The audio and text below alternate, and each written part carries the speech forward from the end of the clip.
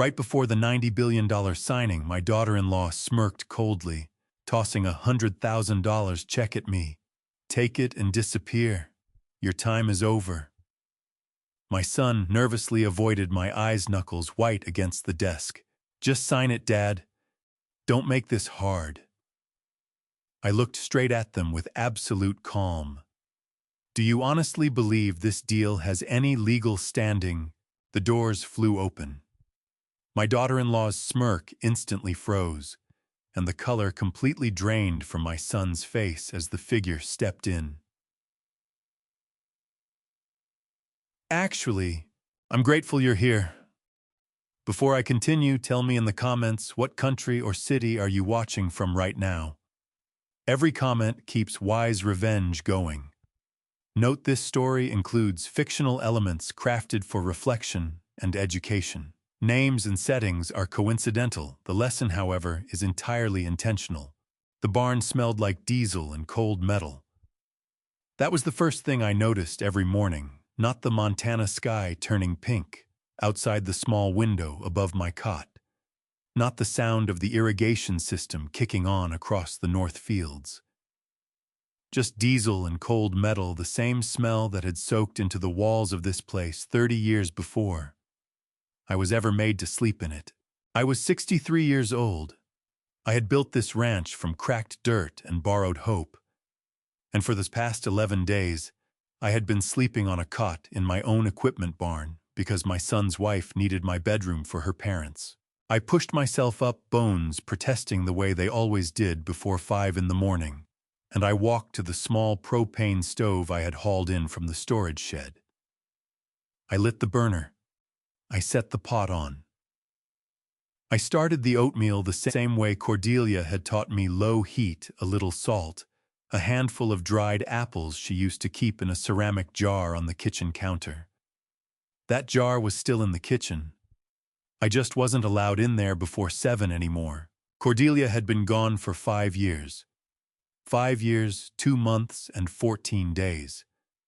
I knew the number without counting. Some numbers a man carries in his chest whether he wants to or not. I stirred the pot and looked out that small window. The lights were on in the master bedroom. Thurston and Lavinia Kincaid, my son's in-laws, were already awake or had never slept more likely given what was happening today. The signing. $90 billion. The thing they had spent 3 years engineering while I watched from the edges of rooms I had built with my own hands. A knock came at the barn door. 3 quick raps the way she always did. I crossed the floor and pulled it open. Dottie Pruitt stood in the gray pre-dawn, her wool coat buttoned to the throat, her eyes red at the corners. She had managed this ranch for 25 years. Blythe had fired her 8 months ago by email. Dottie had still shown up every morning since not to work just to check on me. I had never asked her to do that. She had never stopped.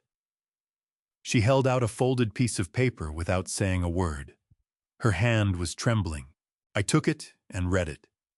A termination notice. My name at the top.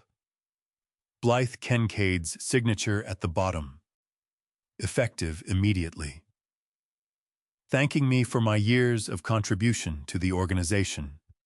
My organization. My name on the original land deed.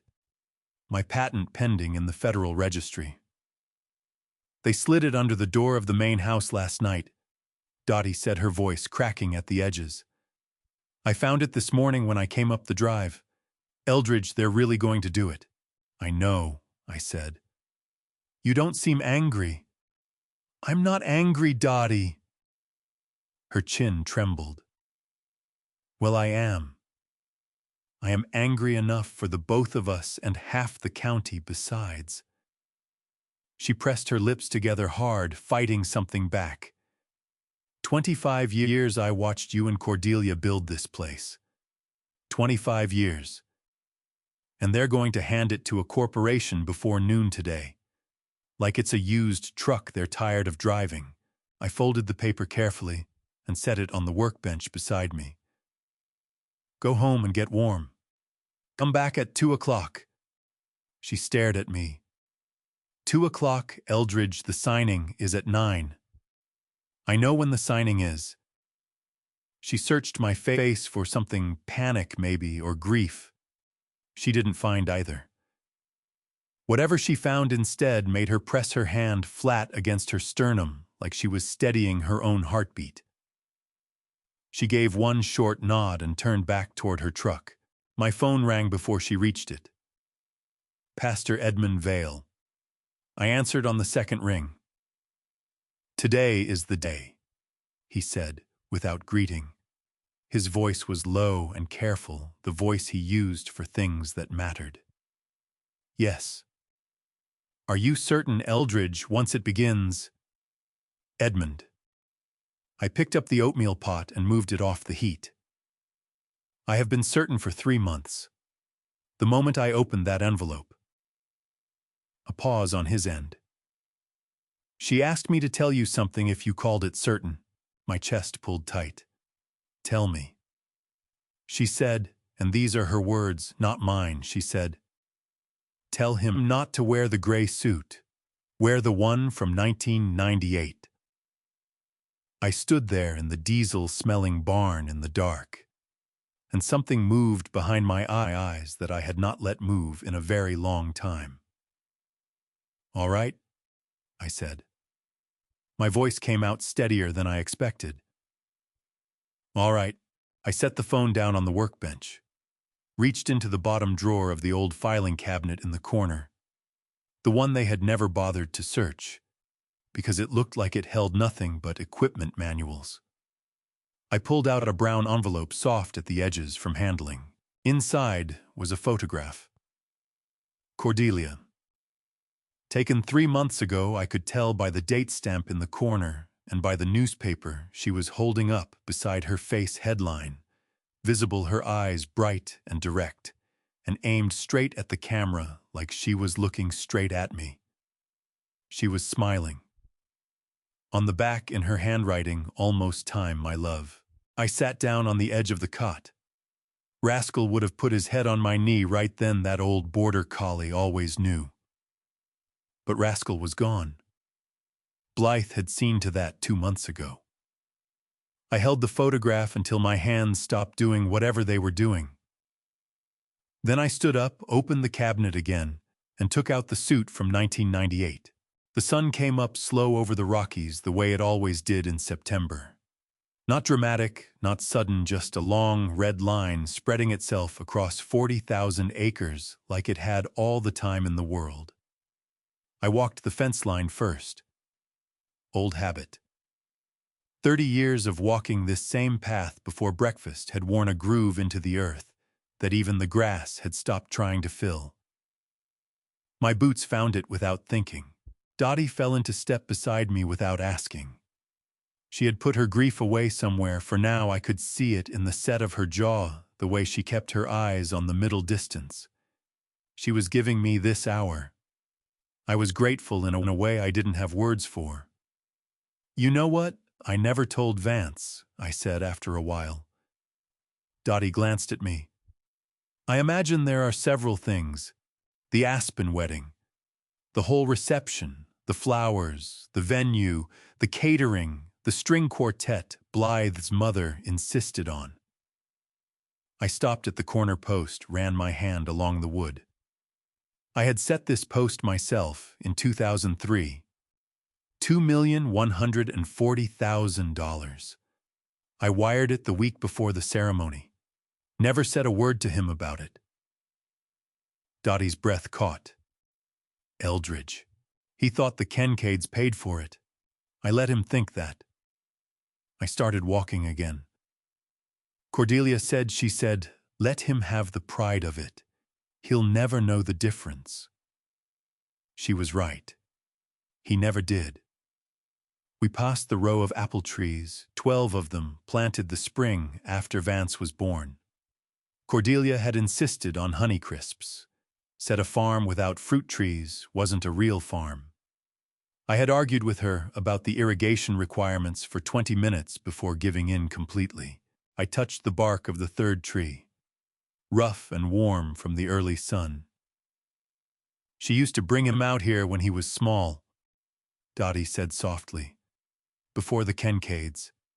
Before all of it. She'd hold his hand and tell him the names of every tree like they were people. My throat tightened until it hurt. I kept walking. Dottie, the oatmeal I brought down every morning, did he ever eat it? She stopped walking. The silence before she answered told me everything. Blythe had Miriam throw it out. She said, her voice dropping low like she was confessing something shameful. Every morning, Eldridge. For 3 years. She'd wait until she heard you come back in from the fields, and she'd have Miriam take the pot from the stove and empty it in the trash outside before Vance came downstairs. Something moved through my chest. Then not anger, not yet. Something older and heavier than anger. He never knew, I asked. I don't think so. Dottie's eyes were glassy. He never asked where it went. He stopped coming down for breakfast after a while.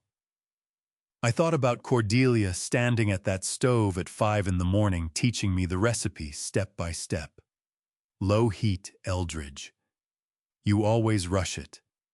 Low heat and patience. I had made it every day for 5 years because it was the only thing I knew how to do that still felt like she was in the house. We reached the north fence. The small marker was still there, a piece of flat riverstone with her name scratched into it. Nothing official, just something I had done one evening, because the grief had to go somewhere. I crouched down and cleared the dry grass from around it with my hand. They sold Rascal, I said. It came out quieter than I intended. Dottie made a sound I had never heard from her before, something between a gasp and a sob.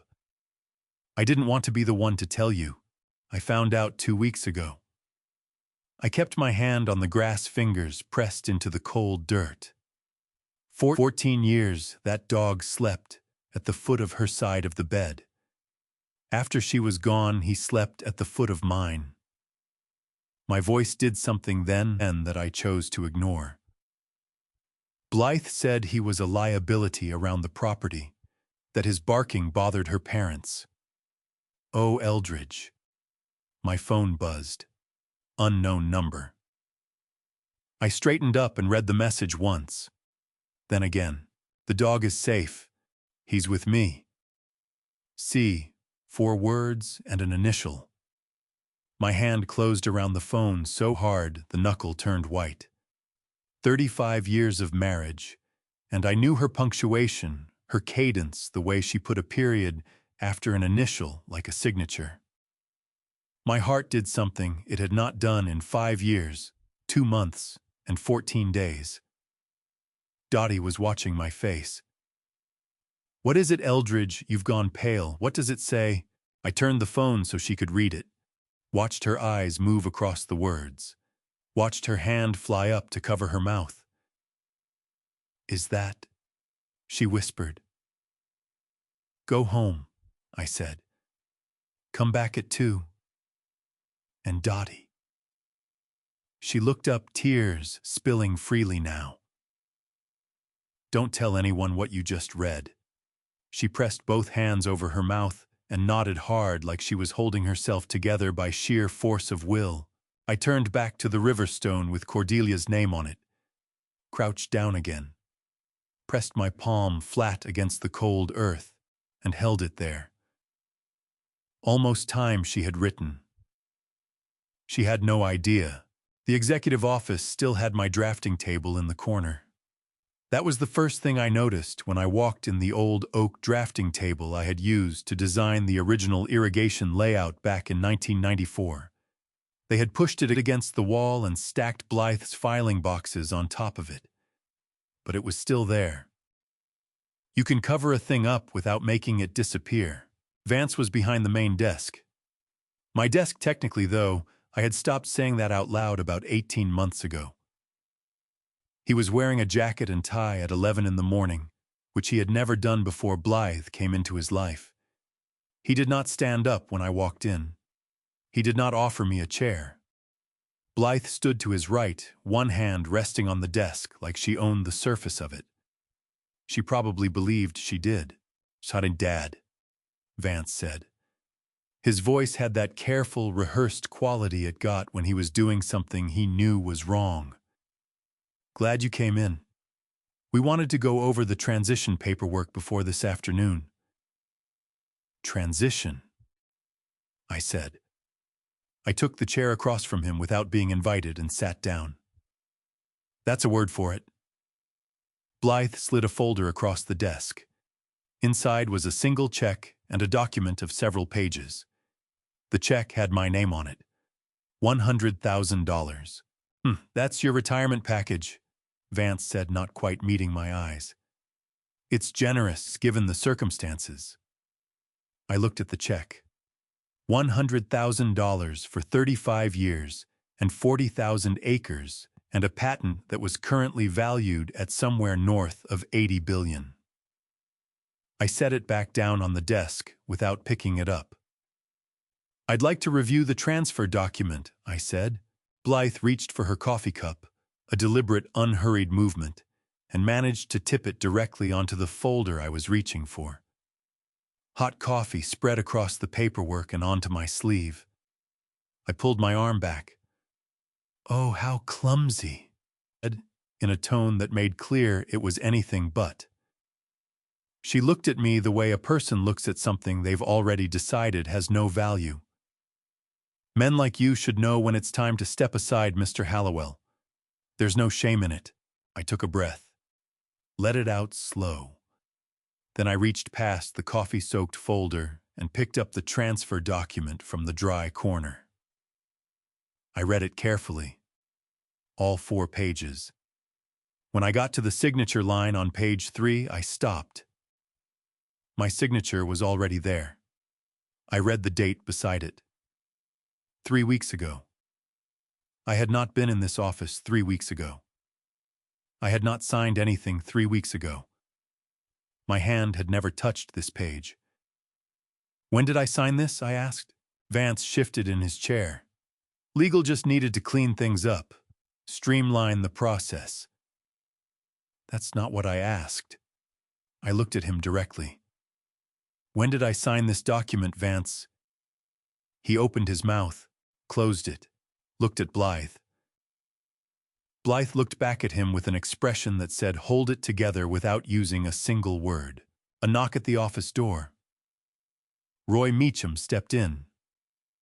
Deputy Sheriff, broad-shouldered, the kind of man who filled a doorframe without trying. I had known Roy for 15 years. I had co-signed the emergency loan that saved his family's cattle operation during the drought of 2009. He knew it. I knew it. We had never spoken of it directly. "Mr. Hallowell."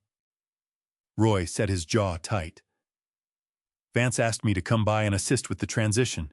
He was looking at me the way a man looks at someone he owes a debt he can't repay in this particular moment. "I understand," I said. I stood up, picked up the check from the desk and folded it once and put it in the breast pocket of my jacket. Then I looked at Vance, really looked at him the way I used to when he was small, and I was trying to figure out what was hurting him. His left hand was flat on the desk, pressing down. The way he used to press his hand against surfaces when he was nervous as a boy. Some things don't change no matter how expensive the jacket gets. "I'll be back in this building before sundown," I said. "With counsel." Vance's jaw tightened. "Dad."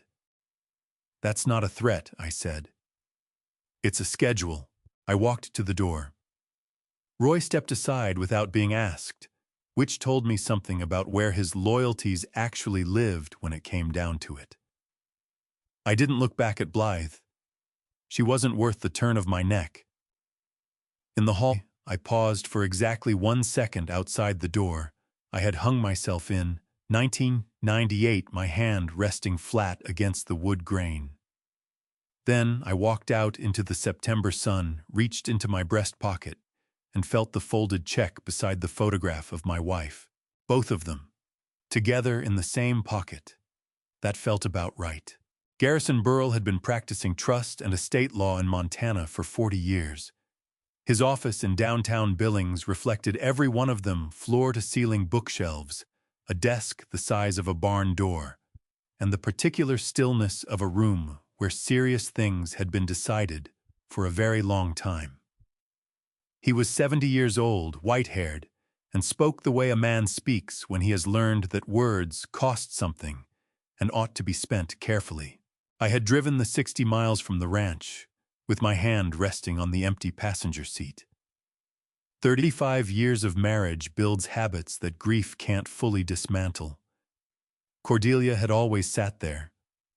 Some mornings I still reached over before I remembered. Garrison was already standing when I walked in. He gripped my hand with both of his and held it for a moment longer than a handshake requires. Then he gestured to the chair across from his desk and began laying out documents in a precise, unhurried row. "They moved this morning," I said. "Tried to get me to sign a transfer document. My signature was already on it." Garrison's expression didn't change, but something behind his eyes sharpened. "That document is worthless," he said. "And the people who prepared it are going to find that out before the end of business today." He placed the first folder in front of me. "Hallowell Dynasty Trust," he said. "Established 2019 under Montana Code. Annotated Section 72-38-411. Irrevocable. Meaning once it was created, no single party, not you, not Vance, not any court below the federal level, can dissolve or materially alter it without satisfying conditions written into the deed itself." I looked at the document. My signature at the bottom and Cordelia's beside it. "Everything is in there," Garrison continued. "The land, the water rights, the structures, every acre of this ranch that they are planning to sell this morning sits inside this trust, and Vance Hallowell does not own 1 square foot of it." "He thinks he has power of attorney," I said. Garrison almost smiled. He had power of attorney. A limited-term document signed in 2019 notarized by Lavinia Kincaid in her capacity as a public notary. He slid a second page across the desk. That document expired in June of 2021. Mrs. Kincaid re-notarized it after expiration, which is not a clerical error. That is notary fraud. What Vance has been using for the past 3 years to negotiate a $90 billion transaction is a legal instrument that ceased to exist before most of those negotiations began. The room was very quiet. Outside, a truck moved down the street. I could hear it through the glass. "Ah, there's more," Garrison said. He turned to a tabbed section near the back of the trust document and set it in front of me. Cordelia held 2 roles in this trust. Beneficiary, meaning the assets are held for her benefit, and trust protector, a second distinct role that gives her explicit veto authority over any real property transaction involving trust assets. He tapped the page. "Both roles are named, both are active, and there is a clause here that the 2 of us spent considerable time on." He pointed to a paragraph near the bottom. "Death certificate clause," he said. "A declaration of death is only recognized as valid by this trust if it is supported by a death certificate confirmed by a federal medical examiner. Not a county court, not a state probate filing. Federal confirmation based on physical evidence." He looked at me over his glasses. "There was no body in that vehicle, Eldridge. There was no federal confirmation. The county declaration of death has no legal effect on this trust whatsoever." My hands were flat on the desk. I pressed them down and felt the wood solid and real. "They built a $90 billion transaction," I said slowly, "on a foundation they never actually checked. They assumed, Garrison said. People in a hurry to take what isn't theirs usually do. My phone rang. Dottie. I held up a finger to Garrison and answered. They're clearing the records room. Her voice was tight and breathless. Back hallway, the one off the east wing. Two men I've never seen before loading boxes into a white van. Eldridge, they're taking the original filing records. I looked at Garrison. He was already reaching for his own phone. I'm filing for an emergency preservation order right now, he said, his voice dropping into the low, certain register of a man who had done this before. Those records will not leave the county. He met my eyes across the desk. I need to ask you something, Eldridge. Something I have never asked a client in 40 years of practice. He set his phone down, folded his hands. Are you absolutely certain your wife is alive? I had been waiting for that question since September. Maybe longer. I let it sit in the air between us for a moment. Not because I didn't know the answer, but because the answer deserved the weight of the pause. Then I reached into my breast pocket and placed the photograph on his desk. Cordelia smiling, holding a newspaper dated 3 months ago. Garrison looked at it for a long time. Then he looked up at me. For the first time all day, I let myself smile. I sat in the truck outside Garrison's office for a long time before I started the engine. September light lay flat across the Billings rooftops. People walked past on the sidewalk without looking up. The world had no idea what day this was. I let myself go back. I don't do it often. Memory is a dangerous country when you've lost someone. But that afternoon, with her photograph still warm from my breast pocket, I let the door open. Vance was 6 years old when Dr. Susanna Price saved his life. Small kid, always smaller than the others his age, with Cordelia's dark eyes and my stubborn jaw. The cardiologist in Billings had used words I had to write down because I couldn't hold them all in my head at once. Congenital, septal, surgical repair. I remember sitting in that hospital corridor at 2 a.m, Cordelia's hand in both of mine, her head against my shoulder, both of us too frightened to speak above a whisper. We had nothing then. The ranch was 3 years old and running on borrowed money and pure stubbornness. We sold the 2 riverfront parcels land I had planned to hold forever to cover the surgery and the follow-up care. Cordelia never complained, never once suggested we had given up too much. He doesn't need to know where the money came from, she told me afterward. He just needs to grow up knowing he was worth it. He grew up, he married Blythe Kincaid, and somewhere between that hospital corridor and the man sitting behind my desk this morning, the boy we had nearly bankrupted ourselves to save had decided that $100,000 was a fair price for everything we had built. I pressed the heel of my hand against my sternum and held it there. The night Cordelia disappeared, she called me at 9:47 in the evening. I know the time because I looked at it on my phone, and the number burned itself into me the way certain numbers do. Her voice was steady. That was the thing that undid me later, how steady she was. Don't come to the scene, she said. Whatever you hear tonight, whatever anyone tells you, do not come to the scene. Trust Garrison. I'll explain everything when I can, I promise you that. But right now, I need you to trust me the way you trusted me in that hospital corridor when Vance was 6. I had asked her what was happening. She had said she didn't have time. She had said she loved me. Then the line went quiet. 3 weeks before that call, she had found what she was looking for inside Lavinia's private filing system: forged conveyance documents, backdated property transfers, a paper trail designed to shift ownership of trust assets before anyone noticed. She had been photographing files for 11 days when Thurston hired someone to follow her. Agent Nora Callahan of the FBI had made contact 4 days later. The arrangement they offered was not the formal witness protection program that would have locked Cordelia into restrictions that made active investigation impossible. Instead, Callahan built a protected identity in Missoula close enough to Montana to keep working far enough that no one from the ranch would stumble across her. Dr. Price confirmed the rest of it to me later, quietly, carefully, over coffee in her office. No body in the vehicle. Federal records constructed to satisfy the county probate process. A death that existed only on paper. I had stood at her grave, the small marker, the river stone, the name I carved myself, and grieved for a woman who was 60 miles away, very much alive, building the case that would dismantle the people who had tried to destroy her. The thing that pressed hardest against my ribs, even now, was the night of the funeral.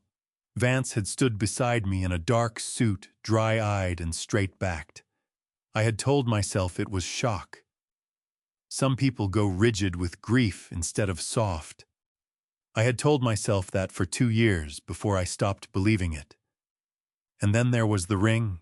Cordelia had pressed it into Vance's hand the morning before the accident. Her mother's ring, a thin gold band with a small inset ruby. She had told him to keep it safe. 1 week after the funeral, I noticed it was gone from the box on his dresser where he said he'd put it.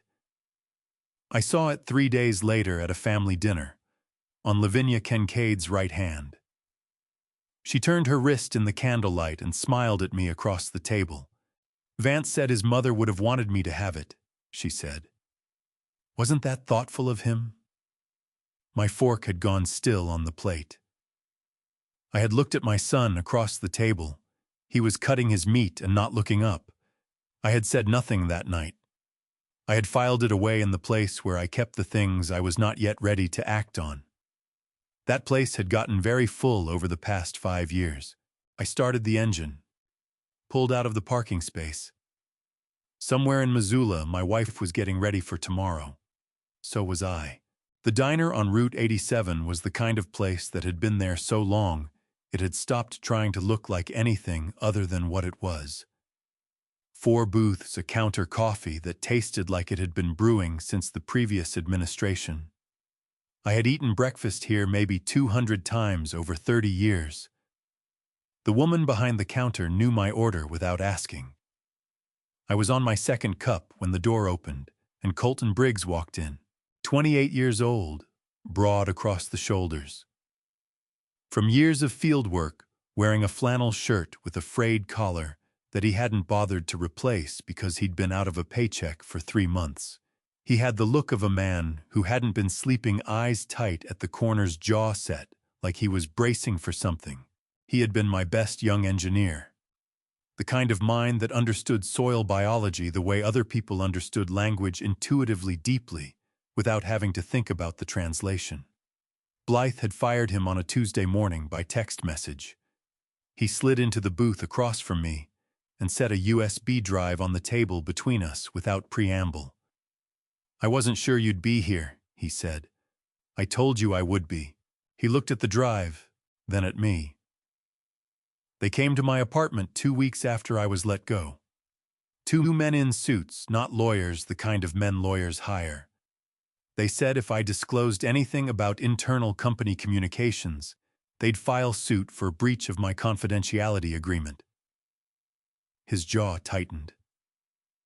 I've been sitting on this for 3 months trying to figure out if it was worth it. And he pushed the drive across the table. It's worth it. I picked it up. Held it. Walk me through it, I said. Colton leaned forward, dropping his voice even though the nearest occupied booth was across the room. Last spring, Blythe called a meeting of the full engineering team. Said the acquisition was moving forward and the buyer needed clean documentation of intellectual property ownership.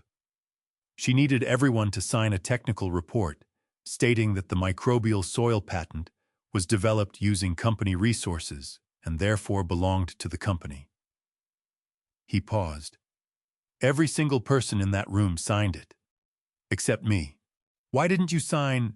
His eyes came up to meet mine directly. Because I was there in 2016, Mr. Hallowell. I was a 22-year-old intern running soil samples for you in a private lab you were renting out of your own pocket.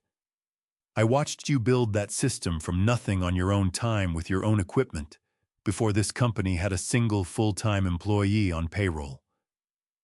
His voice cracked slightly at the edges. I wasn't going to sign my name to a lie about something I watched you create with my own eyes. My chest pulled tight in a way that had nothing to do with grief this time. They fired you the same day, I said. Same hour. He almost smiled, but it didn't reach his eyes. That drive has every email. Blythe directing the team to backdate internal memos. Her instructions on how to reframe the development timeline. The legal team's response when someone asked whether this would hold up in court. He tapped the table once. It won't hold up. Not against your original filing date. Not against the equipment invoices I kept copies of. The patent was filed in 2017, I said. Vance's company wasn't incorporated until 2018. There is no legal mechanism by which company resources could have funded work that predates the company's existence. Colton nodded hard. That's exactly what I told them. That's why they fired me. I turned the drive over in my fingers. Outside, a semi rolled past on the highway, rattling the diner windows. There's something else, Colton said. He hesitated like a man deciding whether to step onto ice he isn't sure will hold. 3 months ago, I was in the equipment barn doing an inventory check. Thurston Kincaid was on the phone in the next room, didn't know I was there. I heard him say, he stopped, pressed his lips together. He said, the margin calls are at 500 million and climbing. The closing date is the only way out of this hole before the lenders come looking. I set the drive down on the table carefully. $500 million. Thurston had borrowed against the ranch's operating rights and lost it all. The entire $90 billion transaction wasn't an acquisition. It was a rescue operation for a man drowning in his own debt using my land as the life raft. How many of the other engineers would come back? I said slowly. If they knew the truth about what they signed. Colton didn't hesitate. He stood up, pulled on his jacket, and looked at me with something steady and certain in his face. All of them, Mr. Hallowell. I've already asked. He picked up his coffee cup, drained it, set it down. Every single one. He walked out into the afternoon. I sat with the USB drive in my palm and the weight of what it contained, and thought about a 22-year-old kid running soil samples in a rented lab in 2016, who had just handed me the last piece of what I needed. Sometimes the people who save you aren't the ones you expect. What I'm about to tell you, I learned later. Not that afternoon, not even that week, but in the months that followed, through 847 pages of financial records, FBI interview transcripts, and the detailed cooperation of a contractor who decided at the last possible moment that the money was not worth what he was being asked to do. I'm telling it now in sequence because that's the only way it makes sense. While I was sitting across from Colton Briggs in a diner on Route 87, this is what was happening 12 miles away inside the main house of my ranch. Blythe had called the meeting for 3 o'clock. Thurston and Lavinia were already seated in the living room when she came downstairs. Thurston in the armchair by the window, Lavinia on the sofa with a leather portfolio open across her knees. Vance was not invited. Vance was never invited to the meetings that actually mattered. Thurston spoke first. He was a large man, the kind who had learned early that size was a form of argument, and he used it even sitting down. The deposit cleared this morning, he said. $5 billion confirmed. Blythe stood at the window with her arms crossed, looking out over the North Fields. My North Fields. And the allocation, $3 billion to the Cayman account. Thurston's voice dropped to the register men use when they're discussing things they know are criminal. $2 billion to cover the margin calls before the lenders trigger the default clause.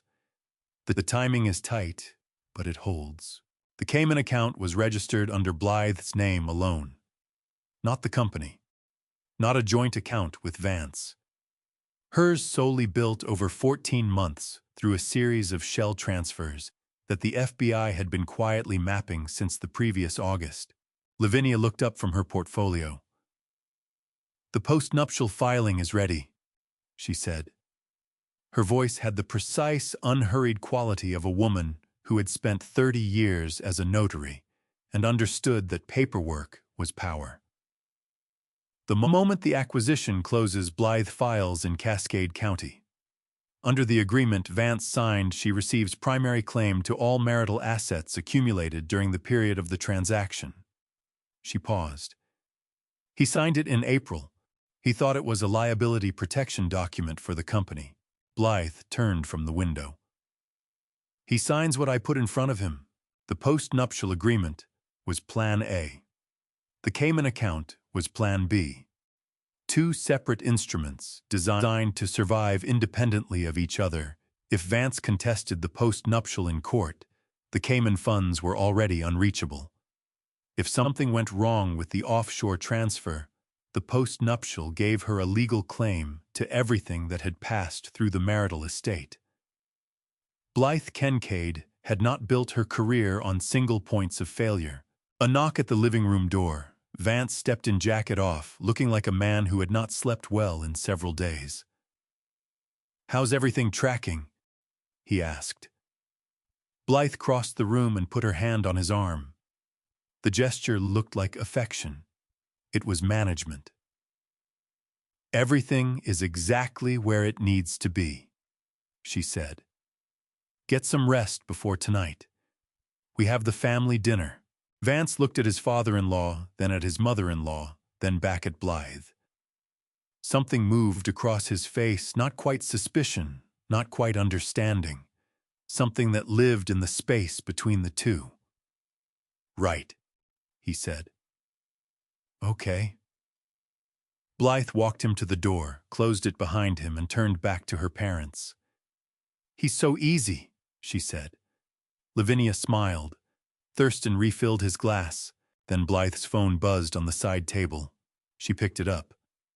Read the message from her personally, twice her expression shifting in a way that Thurston would later describe under federal questioning as the first time he had ever seen his daughter look genuinely uncertain.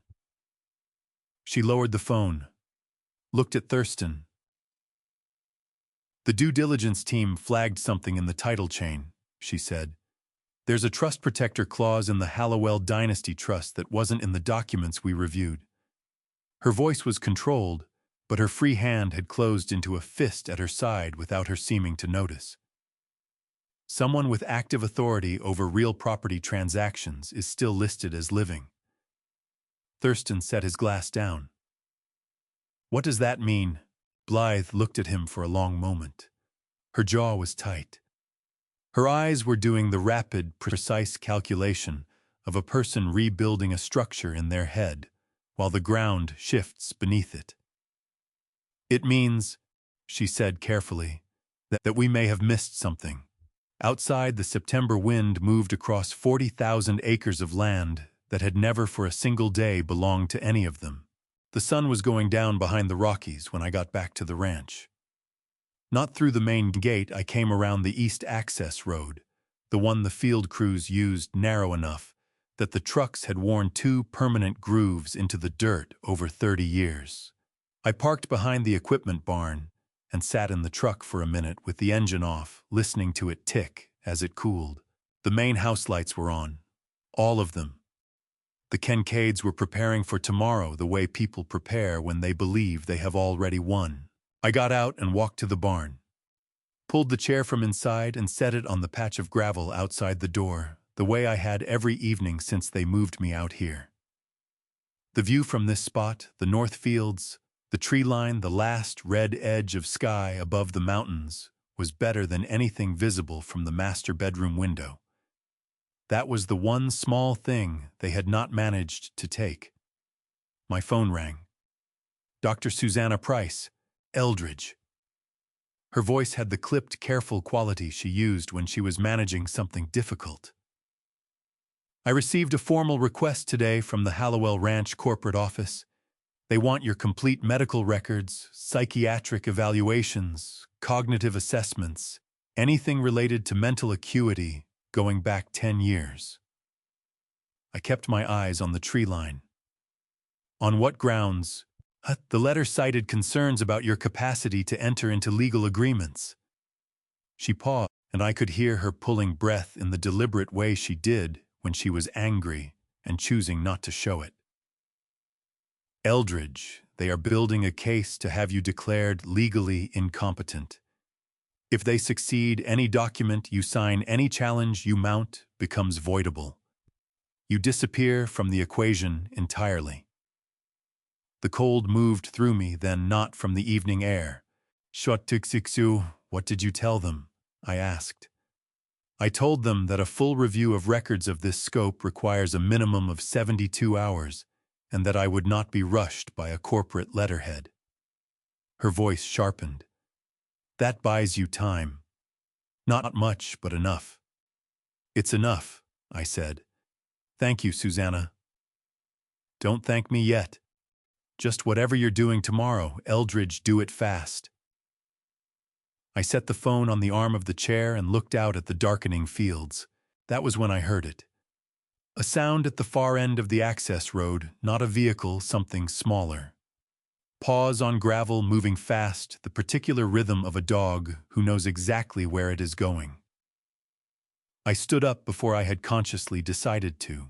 He came around the corner of the barn at full speed and nearly took me off my feet. 70 pounds of border collie gray around the muzzle, now ribs I could feel too easily through the fur, but moving like the years hadn't touched him where it counted.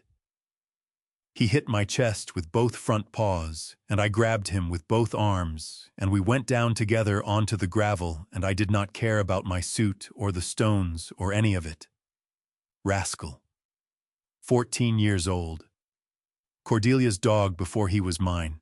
He pressed his nose into my neck and made the low, continuous sound he had always made when he found me. After a long day, not quite a whine, not quite a bark. Something that lived between the two and meant in whatever language dogs use that the searching was over. My face was wet. I was not going to examine that too closely. I held him for a long time, and then I felt it. The fur along his collar was different. Softer. Washed recently with something that stopped my hands completely. Lavender soap. The particular kind Cordelia had ordered from a small shop in Missoula every winter for 20 years. I sat back on the gravel and looked at him in the fading light. His collar was new, plain brown leather, no tags. But threaded through the buckle was a strip of paper folded twice. I opened it with hands that were not entirely steady. A set of coordinates, a time. 6 o'clock tomorrow morning. And below that, 3 words in handwriting I would have recognized in total darkness. Old Vale Church. A car, the one that had dropped him, I realized now, engine already gone, had not waited. I looked at Rascal. He looked back at me with Cordelia's eyes. That had always been the strange thing about him, the particular quality of attention, steady and patient, and entirely without judgment. I picked up my phone, found the coordinates. The old church on Miller Road, 4 miles outside of town. The one where Pastor Vale had presided over a funeral 5 years ago that had not been what anyone in that room believed it was. I pressed my palm flat against Rascal's side, felt his heartbeat strong and even. "Okay, old boy," I said. "Take me to her." Pastor Vale was standing outside the church when I pulled up, hands folded in front of him, breath visible in the cold morning air. He was wearing his old gray coat, the one he had worn to every funeral I had ever seen him preside over. He looked at me without surprise, the look of a man who had been carrying a secret for 5 years and was profoundly relieved to be setting it down. He pulled the door open and stepped aside without a word. Inside the church was dark, except for the candles on the altar table, 6 of them, burning low, throwing soft, unsteady light across the wooden pews. The air smelled like candle wax and old timber, and something else faint and specific that stopped me in the doorway. Lavender soap. A woman stood at the far end of the aisle with her back to me, looking up at the cross above the altar. Her hair was shorter than I remembered and more silver. Her shoulders were narrower. 5 years had made their marks the way 5 years always do. She turned around. Cordelia. I had rehearsed this moment in my head more times than I could count, what I would say, how I would stand, whether I would be able to keep myself together. Every version I had imagined was wrong. What actually happened was that I walked down that aisle and put my forehead against hers, and we stood there in the candlelight, without moving her hands, gripping the front of my jacket. My hands on her shoulders, both of us breathing like people who had just stopped running. I have so much to tell you, she whispered. I know, I said. Tell me. She pulled back just enough to look at my face.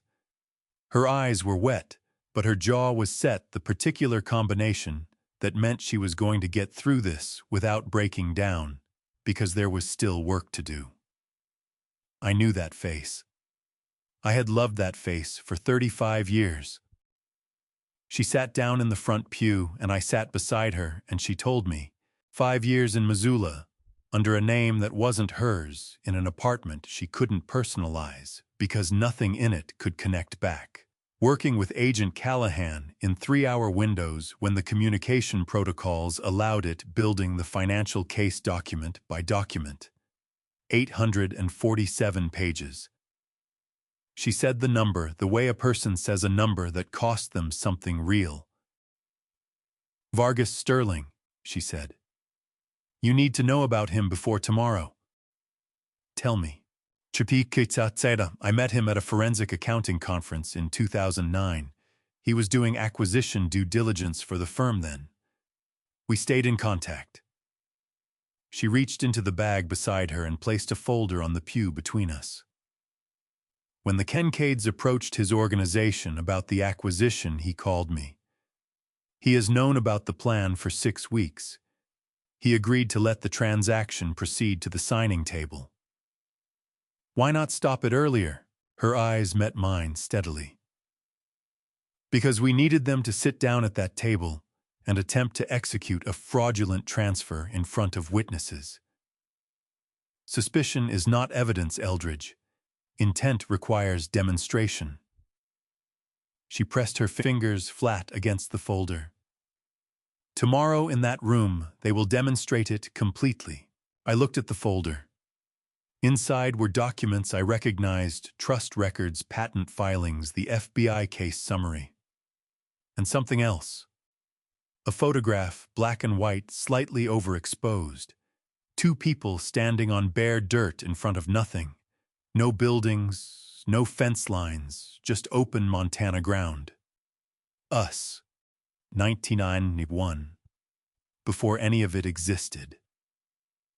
On the back in her handwriting, this is what they tried to take. They forgot we built it from nothing once.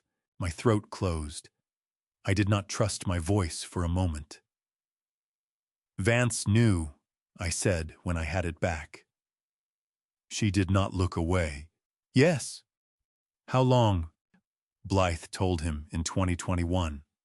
She used it to keep him compliant, told him if he contacted me or warned you, she would file a fraud complaint against you related to the trust formation. Cordelia's jaw tightened. He believed her. He was scared, and he made the wrong choice, and he kept making it. She looked down at her hands.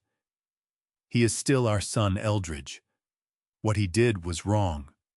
Both things are true at the same time. I sat with that for a long moment. The candles guttered in a draft from somewhere. The biotic patent, I said finally. And the Aspen House. She looked at me. She understood what I meant without my having to say the rest of it. Something crossed her face, not regret exactly. Something more like the particular sadness of loving someone who does not understand the size of what they have been given. He never knew, she said quietly. No, I said. He never did. Pastor Vale appeared in the doorway behind us. He held up 5 fingers, 5 minutes, until the road outside would start taking morning traffic. Cordelia stood, straightened her jacket, picked up the folder, and held it against her chest. Tomorrow, she said, we walk in together. I stood up beside her. Together, I said. Vance called at 4 in the afternoon. His voice had that careful, over-controlled quality it got when he was trying to sound casual about something that wasn't casual at all. We're doing a family dinner tonight. 7 o'clock, main house. I'd like you to be there. I was sitting in the barn with Rascal's head on my knee, going over Garrison's timeline in my head for the 4th time. I looked at the dog. He looked back at me with his steady, patient eyes. I'll be there, I said. The dining room looked the way it always looked, when the Kincaids were in residence, like a room that had been reminded of its own formality and found it agreeable. The long table was set with Cordelia's good china, the set she had saved for 18 months to buy in 1997, and used only for occasions she considered worth it. Lavinia had moved the centerpiece. I noticed that immediately. Thurston sat at the head of the table. My table in my house at the head of my late wife's good china. He had the settled proprietorial ease of a man who has convinced himself that possession is the same thing as ownership. Eldridge, he said, with the kind of warmth that is entirely manufactured. Glad you could join us. I pulled out my chair and sat down without responding. The food was good. It always was when Blythe wanted to create a particular atmosphere. She had a talent for surfaces. The conversation moved around me the way water moves around a stone, touching on the acquisition timeline, the Kincaid family property portfolio, a resort development in Colorado that Thurston was apparently excited about. No one mentioned my name in connection with the ranch. No one mentioned the patents. No one mentioned the trust. I ate slowly and watched my son. Vance was sitting across from me, pushing food around his plate with the mechanical movement of a man whose mind was somewhere else entirely. His jacket was off, his collar open, and there were shadows under his eyes that had not been there a week ago. Every few minutes he would look up, catch the edge of my gaze, and look back down. Blythe watched him the way a handler watches an animal that has started behaving unpredictably, not with concern, but with assessment. Lavinia asked about the signing logistics. Blythe answered with precise, clipped efficiency. Thurston laughed at something he said himself, and Vance sat at the table where his mother had served 30 years of meals and stared at his plate like it contained a question he didn't know how to answer. After the main course, I stepped outside onto the porch for air. I heard the door behind me and turned. Vance, hands in his pockets, shoulders forward, the posture of a boy who had done something wrong and hadn't yet decided whether to admit it. "Dad," he said. He opened his mouth again. Nothing came out. He pressed his lips together and looked out over the fields. The same fields we had walked together when he was small, before any of this. When the worst problem either of us faced was whether the irrigation schedule was going to hold through August. "Vance," I said. He looked at me. His eyes were red at the rims, though he was working hard to keep his face from showing it. The screen door banged open. Blythe stood in the doorway with her arms crossed, her expression the temperature of January. "Vance, Thurston wants to go over the morning schedule." He looked at her, looked at me. Something moved across his face, not courage, not quite, but the shadow of it. "In a minute," he said. It was the first time I had heard him say those two words to her. From the slight tightening around Blythe's eyes, it was the first time she had heard it too. She went back inside. The door settled shut behind her. Vance looked at me for another moment. Then he shook his head slowly, like a man arguing with himself and losing, and followed her in. I stood on the porch for a while after that.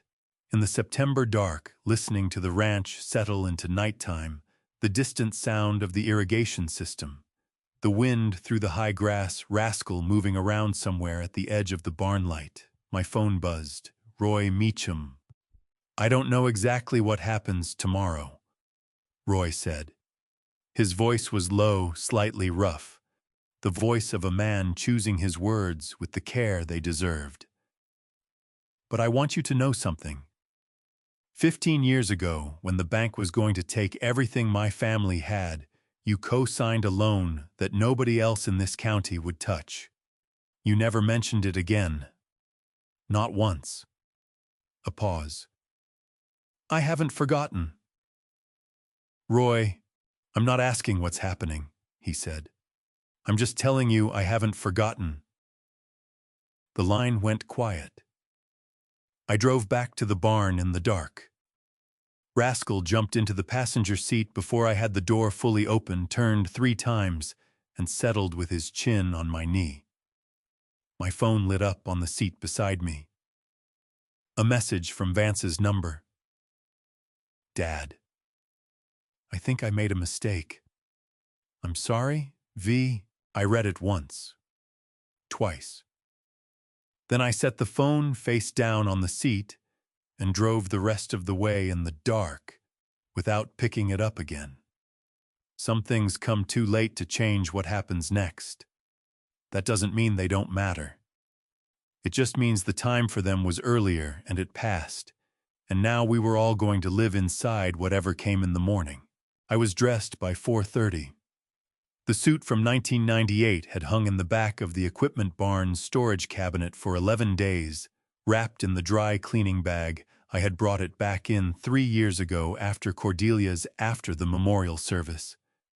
I had not been able to look at it for a long time.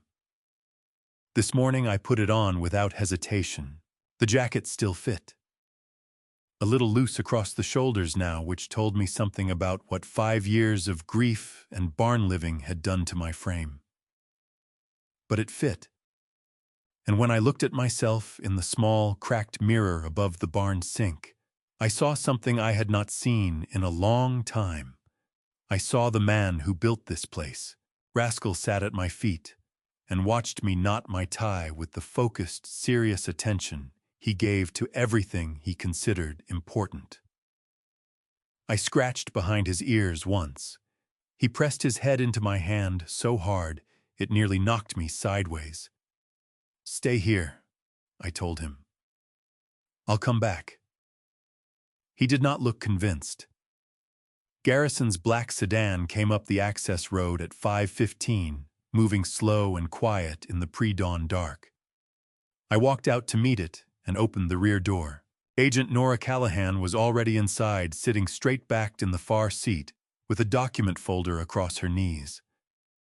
She was somewhere in her mid-40s, with the particular stillness of someone who had spent a career in rooms where stillness was a professional requirement. Beside her sat 2 men I had not met, federal agents, from the look of them, the kind who did not advertise what they were. Cordelia was in the front passenger seat. She turned when I opened the door. She was wearing a dark navy suit, the one from our wedding, altered to fit the woman she was now rather than the woman she had been then. Her hair was pulled back. Her hands were steady on the folder in her lap. She looked like someone who had been preparing for this morning for 5 years. Because she had. I got in. Garrison pulled back onto the access road without a word. "The warrants," I said. Callahan opened her folder. "Signed yesterday afternoon by a federal magistrate in Billings. Thurston Kincaid and Lavinia Kincaid, money laundering, wire fraud, federal forgery. 7 counts on Mrs. Kincaid alone." She closed the folder with the precise, unhurried movement of someone who had waited a long time to be able to do that. We execute on my signal, not before. Blythe, I said. Separate federal hold. She goes when the others go.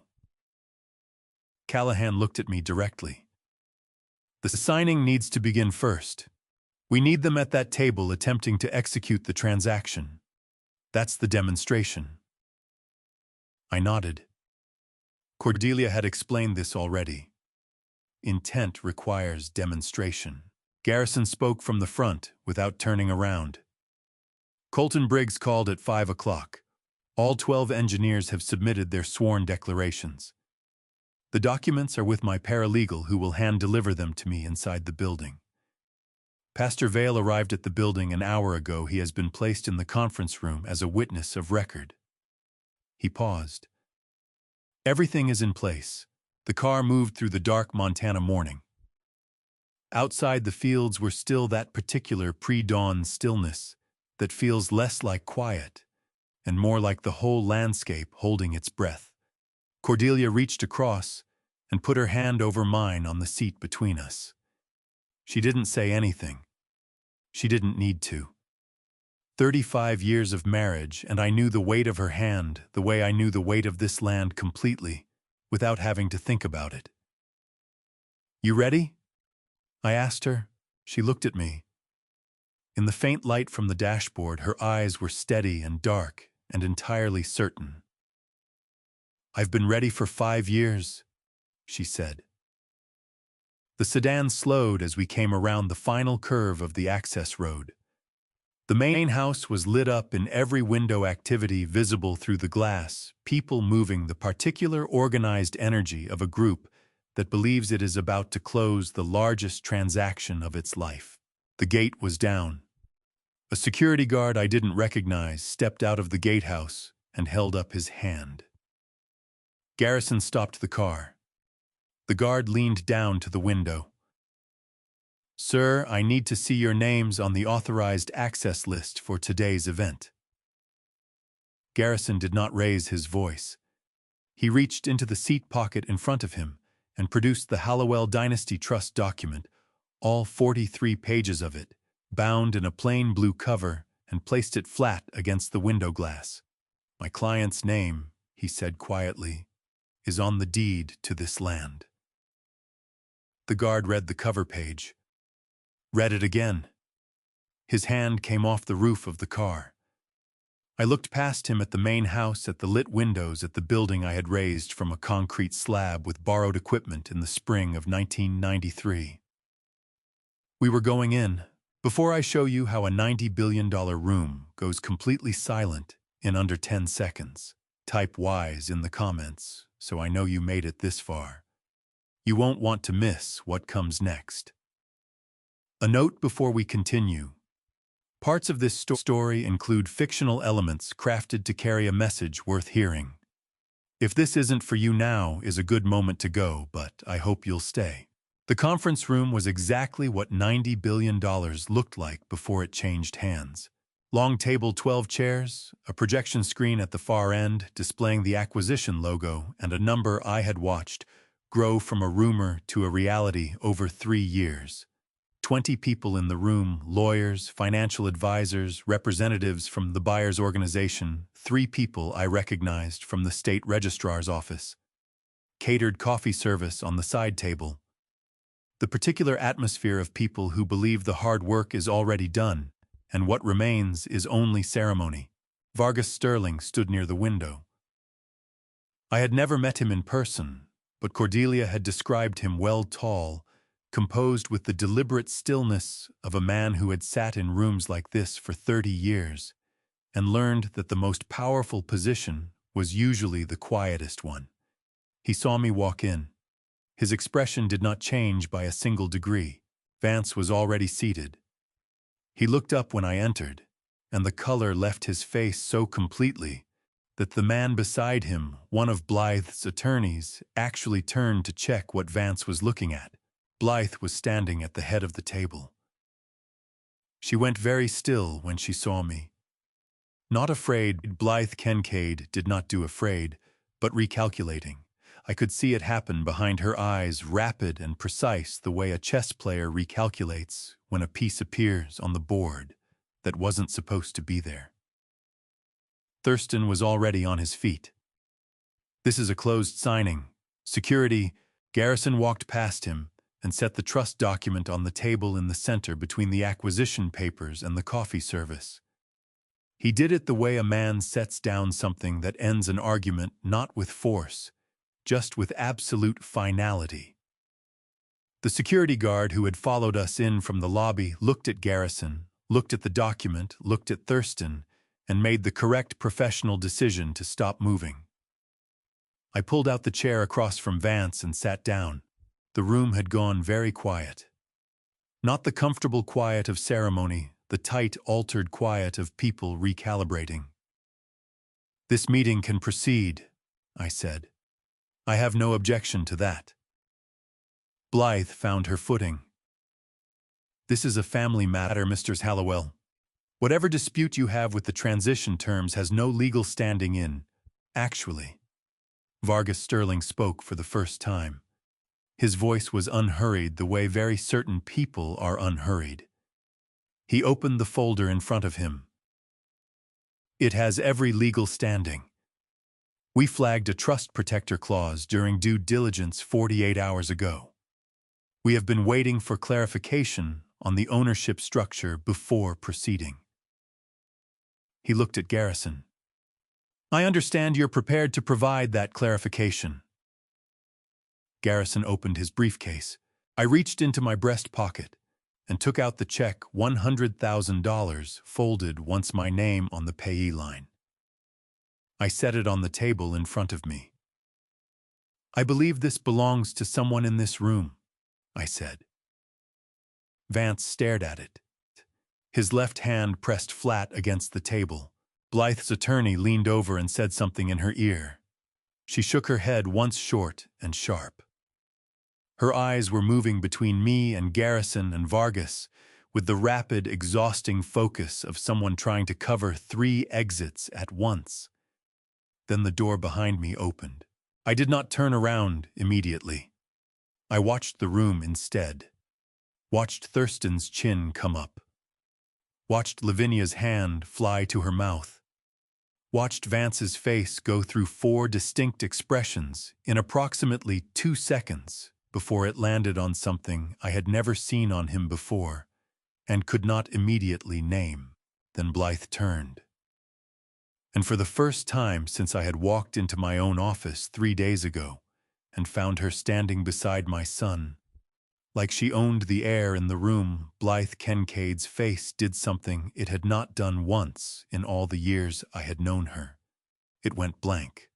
I turned around.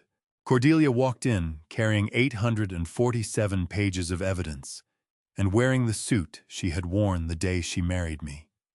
She moved the way she had always moved, without hurry, without performance, like a woman who knew exactly where she was going and had already decided what she would do when she got there.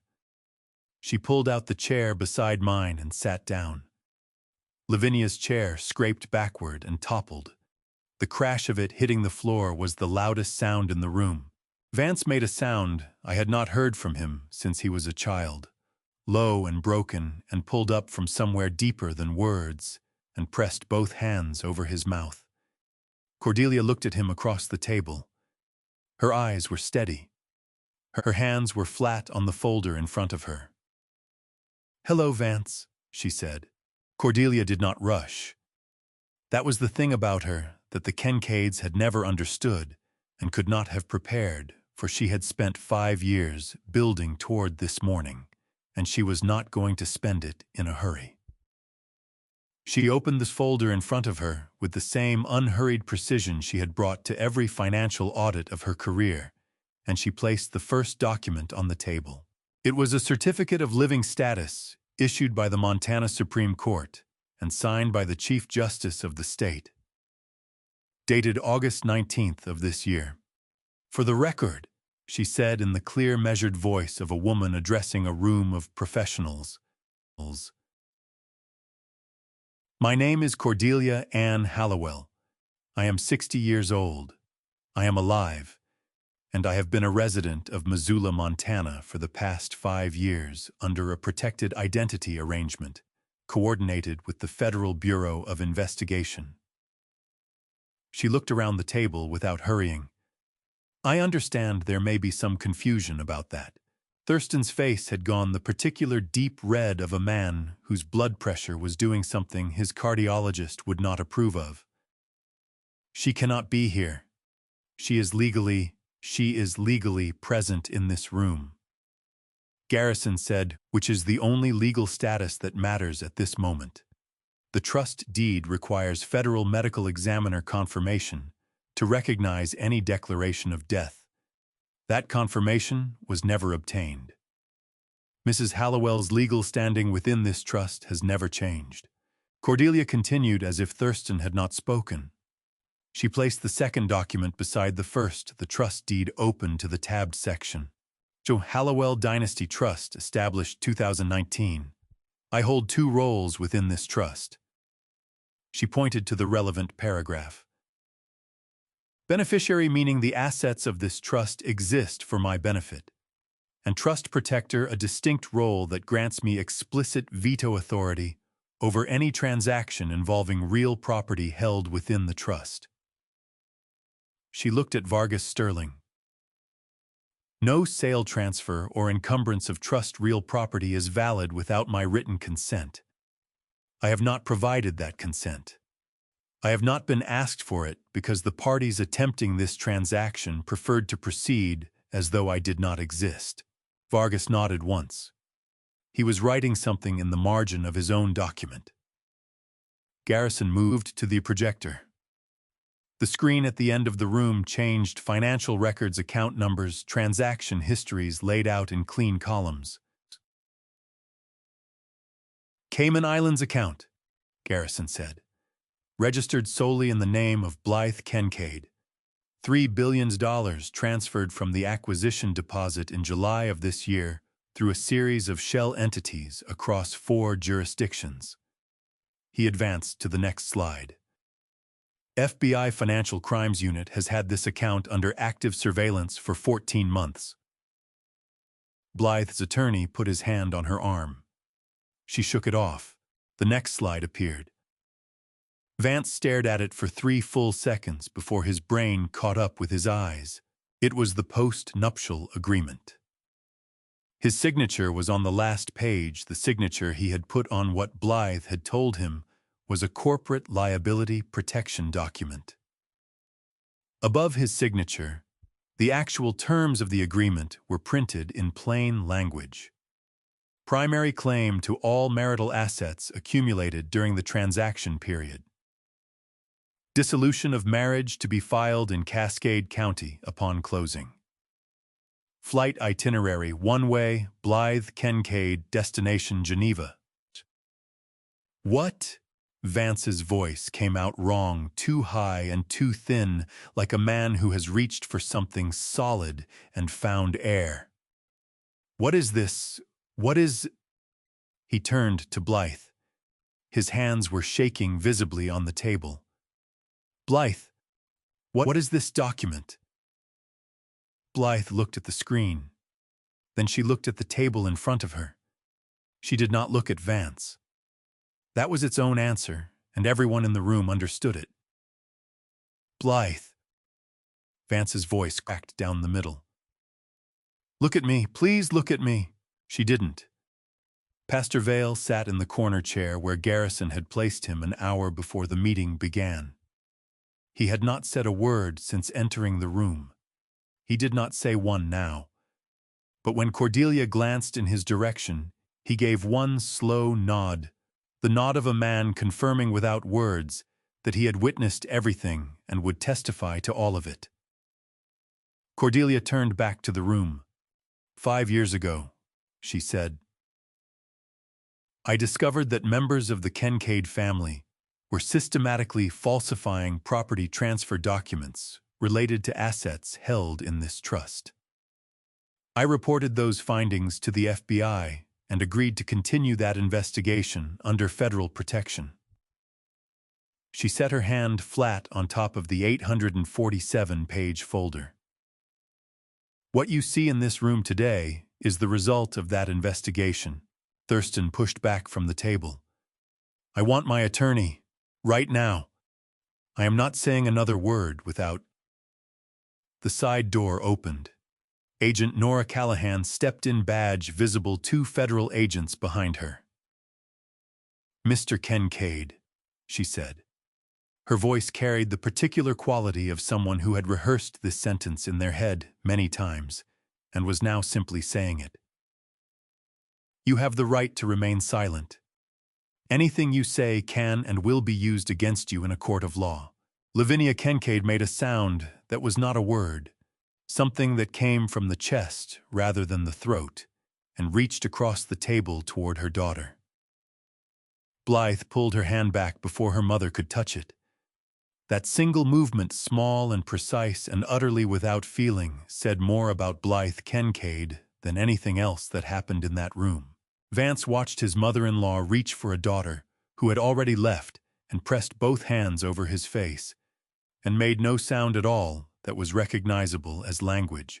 Vargas Sterling tapped the table once with 2 fingers.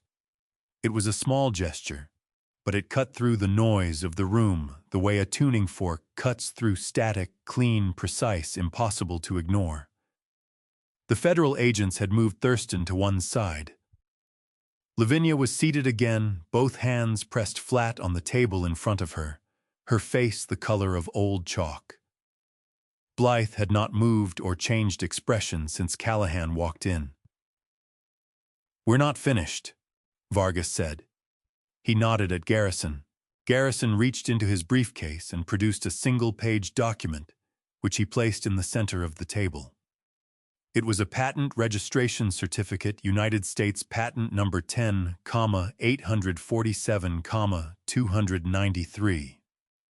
Filed October 2017. Inventor of record Eldridge James Hallowell.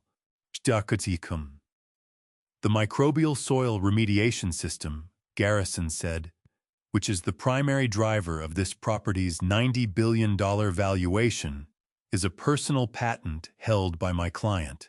It was filed in October of 2017. Vance Hallowell's company was not incorporated until March of 2018. He let that sit for exactly 2 seconds. There is no license agreement between the patent holder and the company. There is no assignment of rights. The company has been operating under this technology for 6 years without legal authorization to do so. Blythe's attorney stood up. The patent was developed using company infrastructure and the door opened. Colton Briggs walked in wearing the same flannel shirt he'd had on at the diner 2 days ago. He was carrying a bound document that he set directly in front of Garrison without looking at anyone else in the room. 12 sworn declarations, Garrison said, opening the binding. 12 engineers who worked directly on the development and implementation of this technology. Each statement attests under penalty of perjury that the core system was developed by Eldridge Hallowell personally on private equipment funded from personal accounts prior to the establishment of the company. He looked at Blythe's attorney. You were saying something about company infrastructure. The attorney sat back down. I reached into my jacket pocket and produced the original equipment invoices, 4 pages dated 2016, billing a private laboratory rental in Billings to my personal account. I set them on the table beside the patent certificate. Blythe stared at the invoices. I watched something happen behind her eyes. Not panic, Blythe was too constructed for panic, but the particular expression of a person watching the foundation of a very tall structure develop a crack they cannot repair. Without this patent, Vargas said, turning to address his own legal team. What is the underlying asset worth? His lead attorney leaned forward. Based on our independent valuation, the land water rights and physical infrastructure without the biotic remediation technology would be valued at approximately $4 billion. $4 billion, Vargas repeated. He said it the way a person states a fact rather than reacts to one. Not 90. The door opened again. Dottie Pruitt came in. She was wearing her good coat, the navy one she saved for town, and she was carrying a single piece of paper that she handed to Garrison with the directness of a woman who had been waiting 3 years to do exactly this. Garrison read it, then held it up. A sworn statement from Dorothy Pruitt, Ranch Operations Manager for 25 years. Mrs. Pruitt attests that in February of 2023, she was instructed by Blythe Kincaid to remove Eldridge Hallowell's name from all internal documentation related to the biotic patent and to replace it with a notation attributing development to the company's research division. He set it on the table. Mrs. Pruitt refused.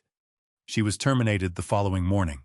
Dottie stood at the side of the room with her hands clasped in front of her and looked at Blythe with the expression of a woman who had been called difficult for telling the truth and had made her peace with that a long time ago. Blythe's attorney leaned close to her ear. I watched Blythe give one short, tight shake of her head. Vargas turned to me. He looked at me the way Cordelia had described, direct without performance. "Well, Mr. Hallowell," he said, "when this matter is resolved, I would like to discuss a new arrangement. One that engages with the trust directly through the proper channels, with all appropriate parties present and consenting." I heard Blythe pull in a breath. "That decision," I said, "belongs to my wife." Vargas looked at Cordelia. She met his eyes across the table with the calm, assessing look of a forensic accountant who had spent 5 years making sure this moment would arrive exactly as it had.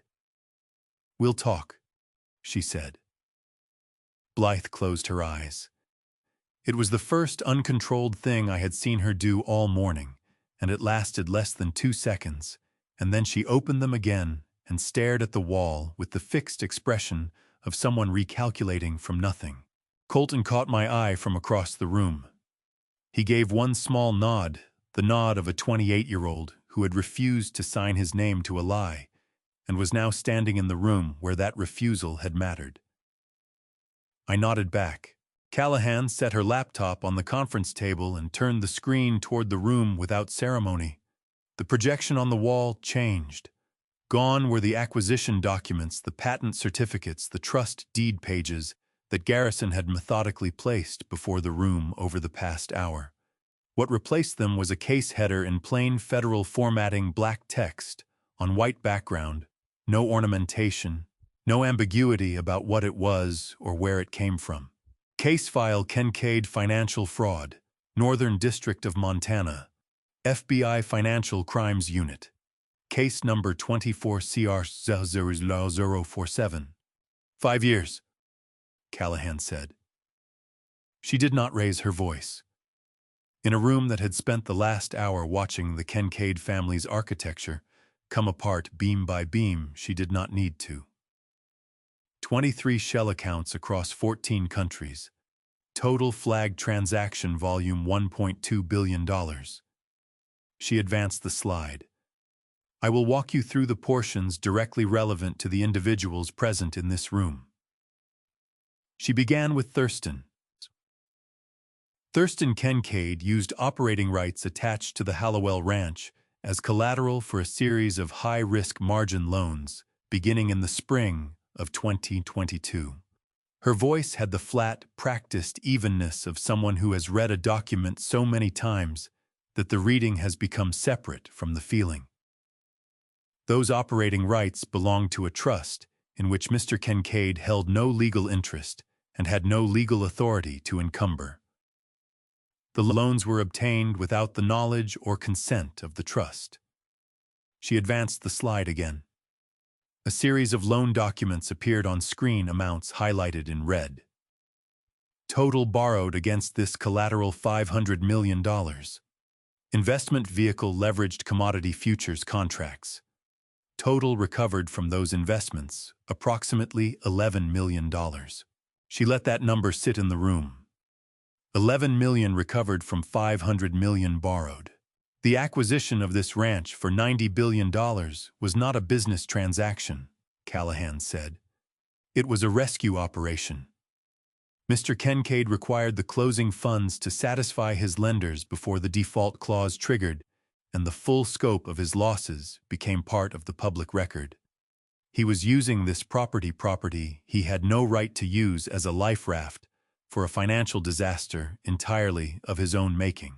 Thurston's jaw was moving, but nothing was coming out. The deep red that had colored his face for the past 20 minutes had drained into something closer to the gray of old concrete. Callahan moved to the second section. Lavinia. Lavinia Kincaid holds a notary public commission issued by the state of Montana. Between June of 2021 and August of 2024, she used that commission to authenticate 7 separate documents she knew at the time of authentication to be fraudulent. The slide changed. Individual documents appeared, each with authentication stamps circled. These include the re-notarized power of attorney, a document that had legally expired in June of 2021, which she certified as current and valid after its expiration date. They also include a resignation and transfer authorization that bears a signature she did not witness, and that forensic document analysis conducted by the FBI lab in Quantico has confirmed was not produced by the named signatory. She looked at me directly when she said that last part. I felt the room process what she meant. My signature. On a document my hand had never touched. Garrison leaned forward slightly. Federal forgery, he said for the benefit of those in the room who needed the statute named. 18 United States Code Section 1028. Each individual count carries a maximum sentence of 15 years under federal sentencing guidelines. Lavinia's hands were flat on the table in front of her. She had pressed them down to stop the shaking, but the trembling had moved up through her forearms and into her shoulders, and she could not stop that. 7 counts. She was doing the arithmetic the same way everyone else in the room was doing it. The third section was Blythe.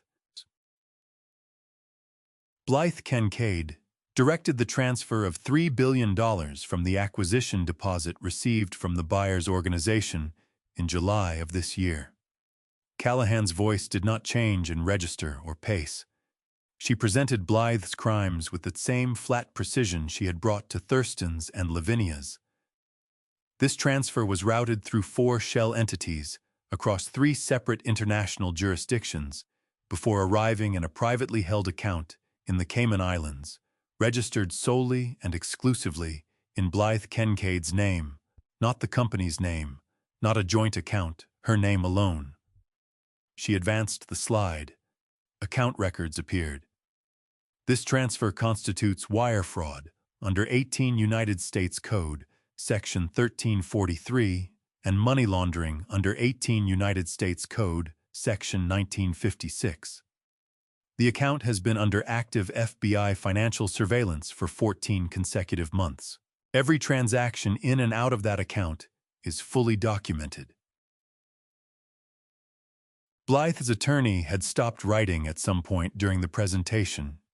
He was sitting with his pen held loosely in one hand, looking at the table in front of him with the expression of a man recalculating his own exposure. Cordelia had her hands folded on top of her folder. She was looking at Blythe with the steady, unsurprised expression of a forensic accountant who had spent 5 years mapping the exact shape of a structure and was now watching it occupy exactly the footprint she had predicted. Vance was looking at his wife. His face had moved past shock and past grief into something quieter and more final. The particular expression of a man who has understood something that cannot be ununderstood and must now find a way to live inside that understanding for the rest of his life. Blythe. His voice came out barely above a whisper, cracked at the edges. Did you know from the very beginning? Did you always know that you were going to? She turned and looked at him. Finally, directly without the management or calculation that had characterized every other look she had given anyone in this room. She did not answer. But her face in that moment was its own complete answer, and it was worse than any sentence she could have constructed. And Vance understood it immediately because his breath left him as if something had struck him physically in the chest. And his eyes filled with tears. He was too stunned to think about stopping. Callahan nodded to the agents stationed at the door. They moved to Thurston first. He pushed himself upright, or tried to. His legs had become unreliable, and one of the agents took his arm at the elbow with the practiced efficiency of someone who had done this particular thing many times in many different rooms. The sound of the handcuffs was 2 hours. That small mechanical click was the loudest thing that had happened. Lavinia did not stand on her own. She had to be assisted, and when she was on her feet, she turned toward her daughter with her hands already secured behind her, and said Blythe's name in a voice that sounded as if it were traveling from somewhere very far away, across a distance that had opened up between them in the last 30 seconds, and would not be closed again. Blythe did not look at her mother. She was already looking at the door, measuring it, calculating it, moving in her mind toward whatever came next. Vance watched his mother-in-law being guided out of the room his father had built, and pressed the back of his hand hard against his mouth, and his shoulders shook once with the force of something he was holding inside by the narrowest possible margin. I looked at Cordelia. She reached under the table without looking at me, and found my hand, and closed both of hers around it. Her face was forward. Her face was composed. 5 years of waiting, 847 pages of waiting, finally, completely, irrevocably done. The room emptied the way rooms do after something irreversible has happened. Not all at once, not with any drama, but in the particular gradual way of people who need a moment to understand that the thing they came here to accomplish no longer exists.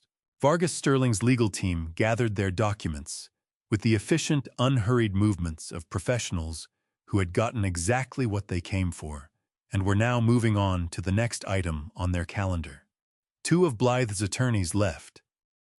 Without speaking to her, they picked up their briefcases and walked out the side door with the careful neutrality of people who had already calculated what this meant for their own exposure. The third stayed, one hand resting on the back of Blythe's chair, speaking in a low, urgent voice that she did not appear to be listening to. Vargas paused at the main door and looked back at Cordelia. "I'll be in touch through Garrison," he said. She nodded once. He left, and the room was quieter for his absence in a way that rooms are quieter when a controlled force has departed.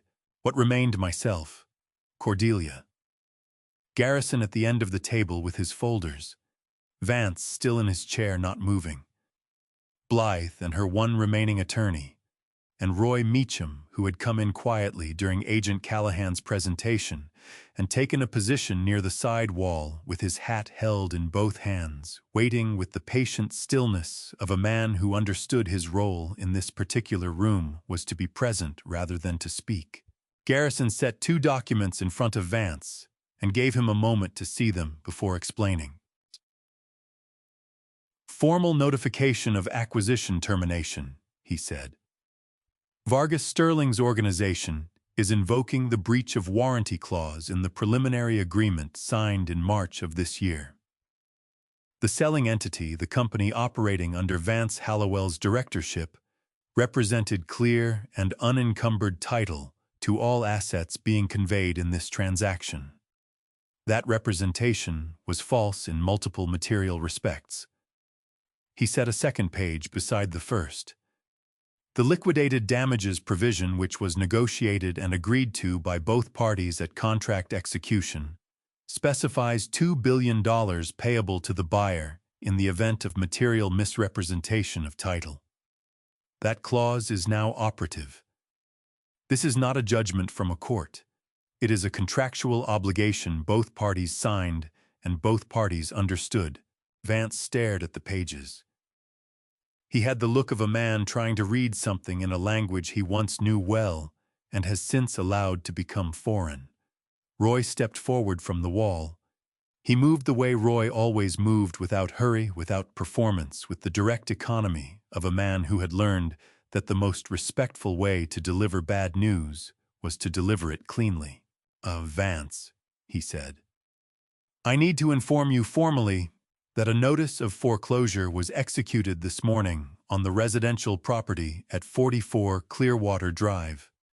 The collateral debt that Thurston Kincaid attached to that property without authorization came due at close of business yesterday.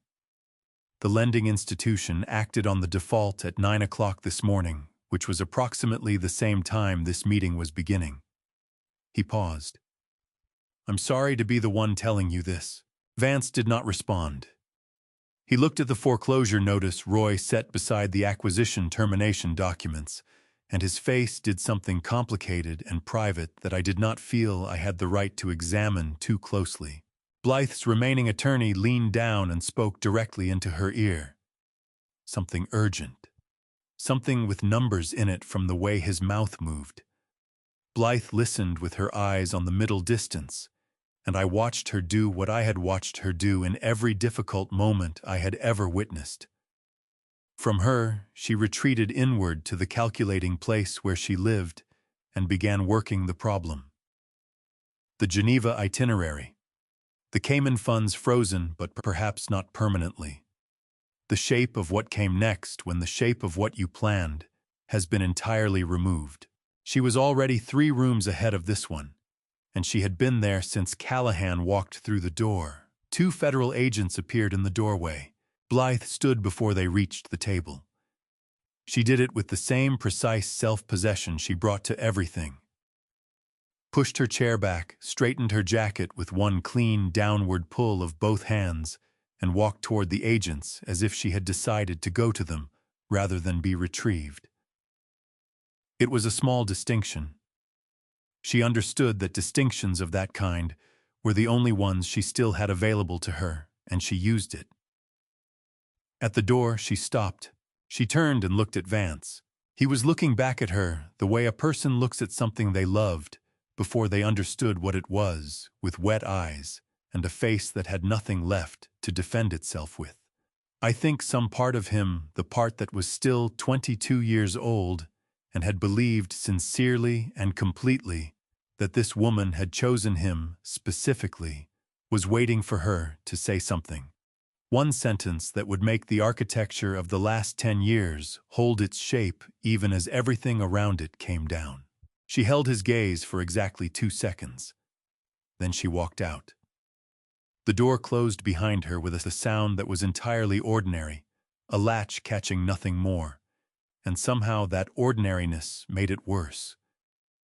Some moments deserve a larger sound. Vance sat at the table.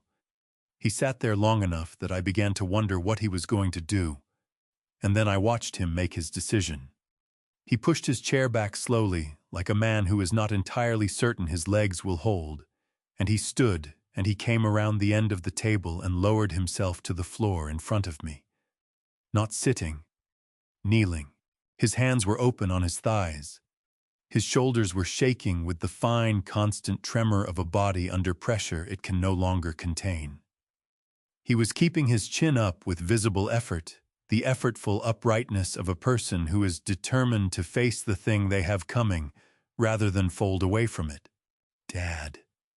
His voice came out scraped raw, hollowed out from the inside.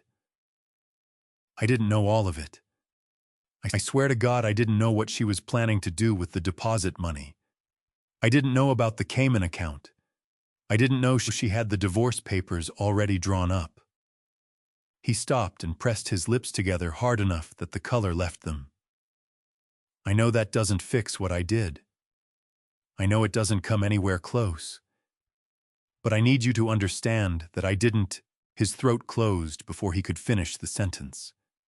He dropped his chin, and his shoulders shook once hard and sudden, the way a structure shakes when something load-bearing gives way, and a sound came out of him that was not a word and not precisely a sob, but something between the two, something that belonged to the part of a person that exists before language, before calculation, before any of the choices that had brought him to this floor.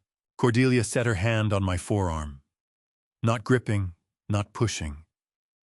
Just present the way she had been present beside me in every hard moment, and took out the check. $100,000. My name typed on the payee line. Blythe Kincaid's signature authorizing payment.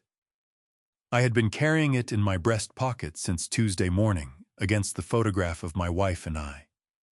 Looked at it now for a long moment, at the number, at the signature, at the particular texture of a thing that had been meant to end me quietly and had instead become evidence. Then I leaned forward and set it on the floor in front of my son. "You put a number on 35 years, I said. My voice came out steadier than I had any reasonable expectation of it doing. "On your mother's life. On every morning we got up before the sun came up, so that you would have something worth having when the time came." I looked at him. "On every breakfast I made that got thrown in the trash. On the ring your mother gave you to keep safe. On all of it, Vance. You put a number on all of it, and the number was $100,000. Vance looked at the check on the floor between us. A tear fell from his jaw onto the back of his hand, and he did not move to wipe it away. He let it sit there the way a person lets something sit when they have decided they are done managing how they appear. I straightened in my chair. "I have one question," I said, "and I need you to look at me when you answer it." He raised his head.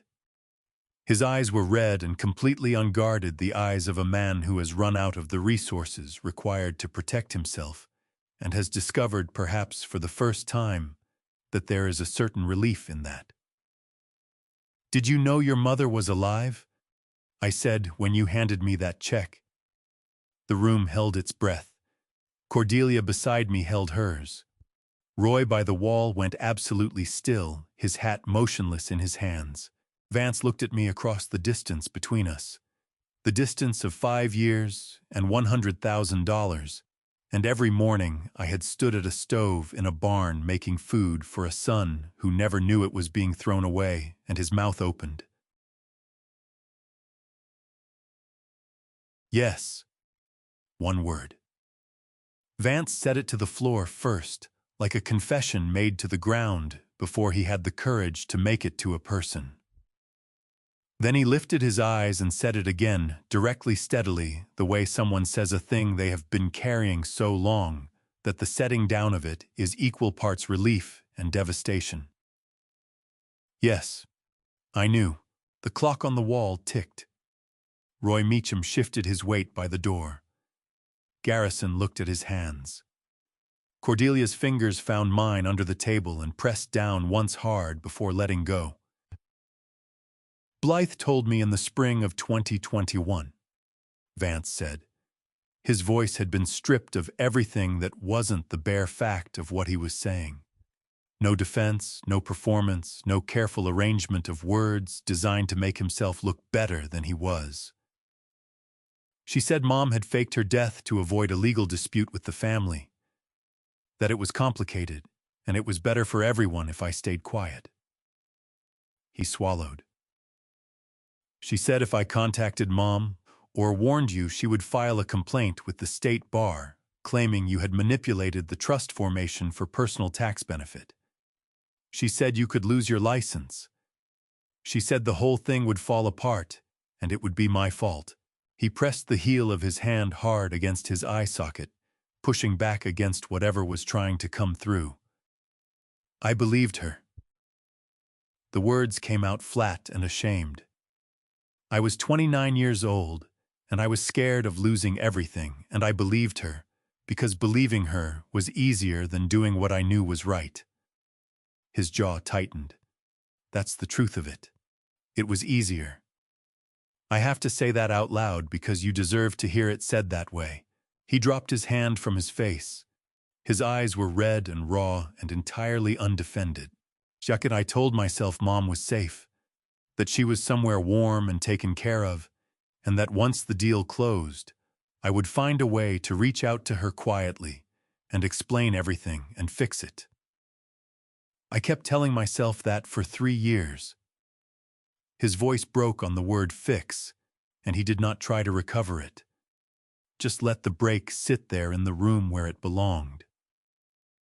The right moment never came. I kept waiting for it, and it never came, and then it was 3 years, and then it was this morning, and now he stopped.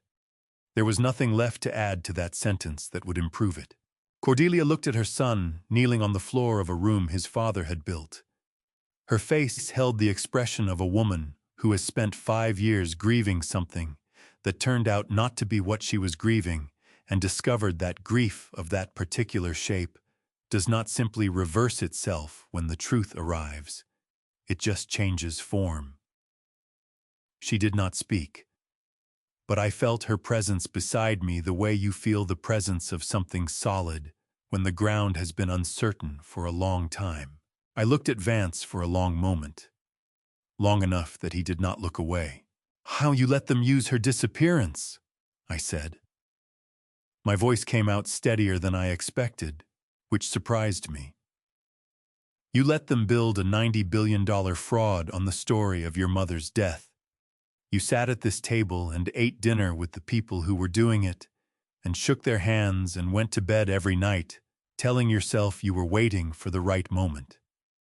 I set both hands flat on the table in front of me. There was no right moment coming, son. There was only the moment you were in every single day for 3 years, and you chose wrong in every one of them. Vance did not flinch. He did not argue. He took it the way a person takes something they know they have earned, which is the hardest way there is to receive anything. "I know," he said. It was barely above a whisper. "I know that." Garrison set a document on the table.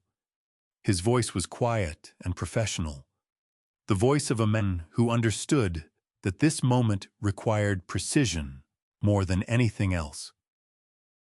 Amendment to Trust Distribution Plan. This formally removes Vance Hallowell from any future distributions from the Hallowell Dynasty Trust and designates the Hallowell Agricultural Scholarship Fund as sole beneficiary for all future trust income and principal distributions. He placed a pen beside it. "It requires your signatures and Cordelia's to take effect." I picked up the pen, signed my name in the space Garrison indicated, slid the document across to Cordelia. She signed without hesitation. Her handwriting was exactly as I remembered it, firm, slightly forward-leaning, the signature of a woman who meant everything she put her name to and always had. Garrison countersigned as witness and dated it. September 11th, 2024. Vance read the document from where he was kneeling. His eyes moved across every line. When he finished, he did not protest. He reached out and signed the acknowledgement line at the bottom, the section confirming he had been informed of the amendment and understood its terms, and set the pen down carefully and folded his hands in his lap like a man who has accepted that he has nothing left to hold. Garrison produced a second envelope and placed it on the floor beside Vance's knee. "Your father asked me to prepare this separately," he said. "It contains sufficient funds to retain independent legal counsel and to secure stable housing for a minimum of 6 months." He paused. "It is not a gift. It is not a gesture of forgiveness. It is a floor, the minimum provision a father makes because a mother asked him to ensure his son had that much to stand on." Vance stared at the envelope. His chin dropped to his chest. His shoulders began to shake, not the controlled, suppressible shaking of a man fighting tears, but the deeper, involuntary movement of someone whose body has decided it is done holding things together, regardless of what the mind wants. He pressed his fist against his mouth and breathed through it hard and uneven and loud in the quiet of the room. I stood up. Every instinct I had as a father pulled toward him in that moment, 32 years of it, the weight of every morning I had gotten up before dawn so that he would have something worth inheriting every dollar spent and every hour given and every prayer sent up from that hospital corridor when he was 6 years old, and we did not know if he would make it through the night. All of it pulling toward the boy kneeling on the floor, who was also the man who had let 3 years pass in silence. I did not touch him. There are things that a hand on the shoulder cannot fix, and this was one of them. He needed to understand the weight of what he had done before anything between us could begin to move in a different direction. Touching him now would have been mercy of the wrong kind, and he deserved better than that. I walked to the door, set my palm flat against the frame, the way I had set it against the frame in the hallway outside my old office 3 days ago, feeling the solidity of something I had built with my own hands. I did not turn around. "So Garrison will make sure you have what is in that envelope," I said. "Not because you have earned it. Because your mother asked me to make certain you had that much to start with." I let that sit in the room for a moment. "When you are ready to be the man she raised, not the man you became in that house with those people, you will know where to find us. We will not be hard to find. We will be right here." I stepped through the door. Behind me I heard Vance make a sound I will carry in my chest for the rest of my life. Not a word. Not a sob. Something rawer than either the sound a man makes when the last version of himself he was still holding on to finally lets go. The sound of someone beginning at last to understand the true size of what they have lost. I walked down the hallway toward the September light at the far end of the building. Cordelia fell into step beside me, her shoulder close to mine, her footsteps steady. Neither of us spoke. Everything that needed saying had been said, and the rest belonged to the road ahead, and that road was long, and we were after everything still on it together. We did not go back inside that day. There was paperwork. Of course, there is always paperwork after something this size, but Garrison handled it the way Garrison had handled everything for the past 3 months, with the quiet, unshakable competence of a man who understood that some battles are won in courtrooms, and some are won in filing cabinets, and both matter equally. Cordelia gave him her instructions at the front door, shook his hand, and then we walked around the side of the building, through the gate in the old stone wall that I had laid myself in the summer of 1995, and out onto the land. Our land. The September sun was dropping behind the Rockies, pulling the light down with it in long red sheets across the grass. 40,000 acres of it, green and late summer gold, running all the way to the tree line where I had strung the first fence wire in the spring of 1992 with borrowed tools, and Cordelia holding the post and telling me I was doing it wrong. She had been right. I had redone the entire east section 2 weeks later. I had never told her that until now. She laughed a real laugh short, and surprised the laugh I had not heard in 5 years, 2 months and 14 days, and the sound of it moved through me the way the first warm day after a hard Montana winter moves through the ground. Something loosening. Something that had been locked, remembering how to open. Rascal found us before we reached the porch. I do not know where he had been, somewhere in the fields. Probably doing whatever old dogs do when they have been returned to the place they belong after too long away. He came around the corner of the barn at a walk this time, not the desperate run of 2 nights ago, with the unhurried dignity of an animal who has been through enough to know that the urgent part is over. He walked straight to Cordelia. She crouched down on the path and put both arms around him and pressed her face into the fur at his neck, and her shoulders moved once, just once. And then she pulled back and wiped her face with the back of her hand and stood up and cleared her throat, and that was all she allowed herself. But her hand stayed on his head as we walked the rest of the way to the porch, and Rascal matched his pace to hers like he had always done. Like 5 years was nothing, like he had simply been waiting.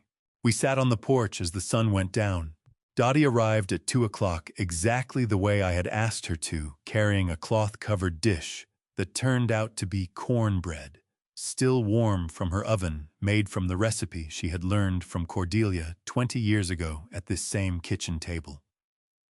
She set it on the porch rail without a word, pulled up the third chair, and settled into it with the ease of a woman who had earned her place at this porch a very long time ago.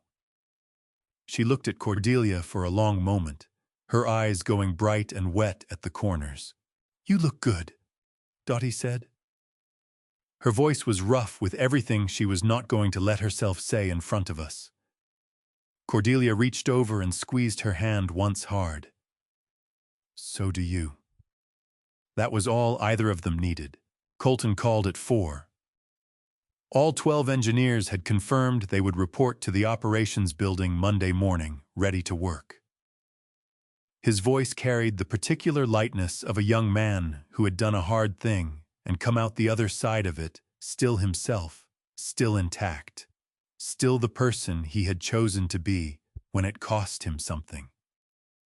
"Thank you, Colton," I said. "Don't thank me, Mr. Hallowell," he said. "Just let me do good work." I told him that was exactly what I intended. Vargas Sterling's letter arrived by electronic courier at 5:30, formal, precise, 3 carefully constructed pages.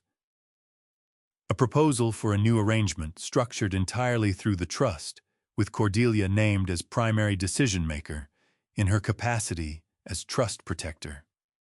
Fair terms. Patient terms. The kind of terms that come from someone who has decided a relationship is worth building correctly from the foundation rather than rushing to the ceiling.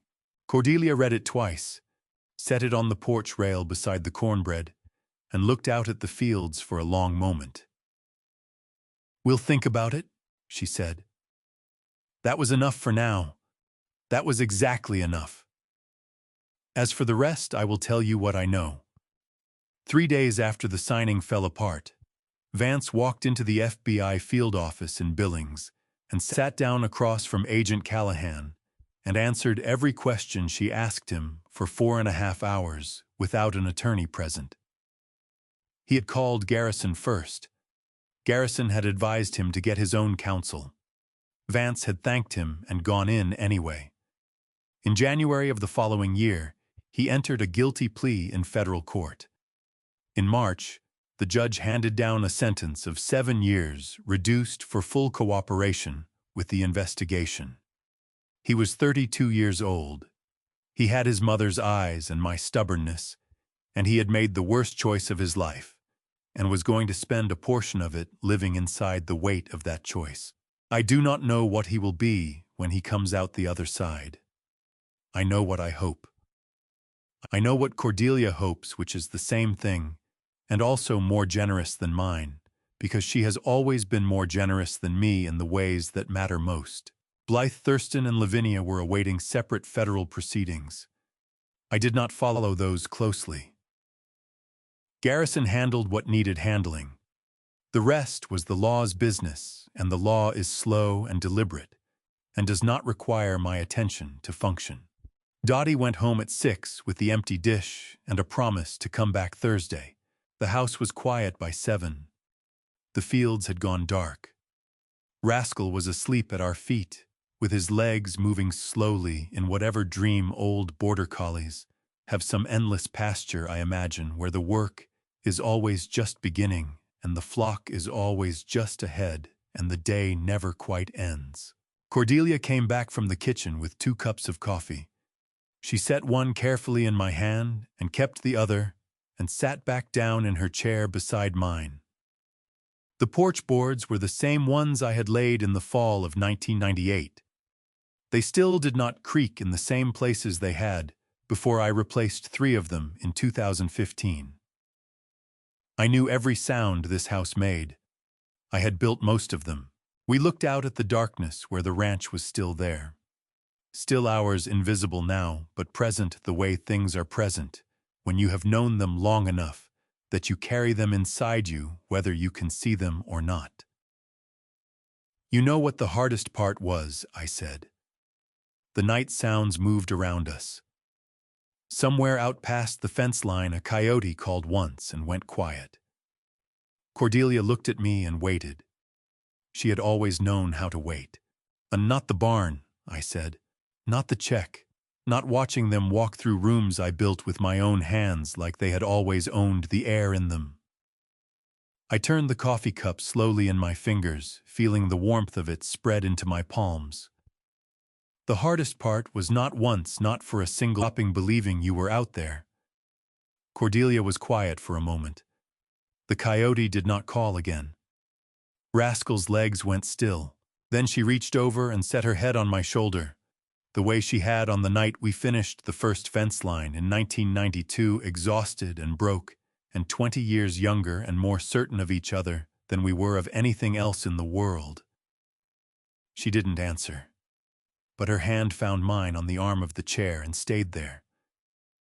The last light left the mountains. We sat there in the dark on the land we had built from nothing, and it was enough. It was exactly enough. I have told you this story the only way I know how, from the inside, where victories feel nothing like you imagined, and losses cut deeper than expected. Here is what I believe. Family justice is not something that arrives on its own. It comes because someone decided the truth was worth more than the peace of pretending. That is the only family justice I have ever seen that lasted. I think about Vance sometimes, about everything his mother and I sacrificed so he would have a life worth living. I do not tell you this so you will judge him. I tell it so you will recognize it. The slow, quiet way fear makes your choices until your choices become your character. Do not let that be you. God does not always resolve things quickly, but in my experience, he resolves them completely. People call these dads revenge stories, but I never wanted revenge. I wanted what was ours, and in the end, that is exactly what we kept. If these dads' revenge stories about family justice and the price of loyalty hit close to home, drop a comment below and tell me where you're watching from. Share this with someone who needs it. And if you haven't subscribed yet, this is the moment. Thank you for staying until the very end. The stories ahead contain fictional elements crafted for reflection and perspective. If that's not for you, no hard feelings. Choose what serves you best.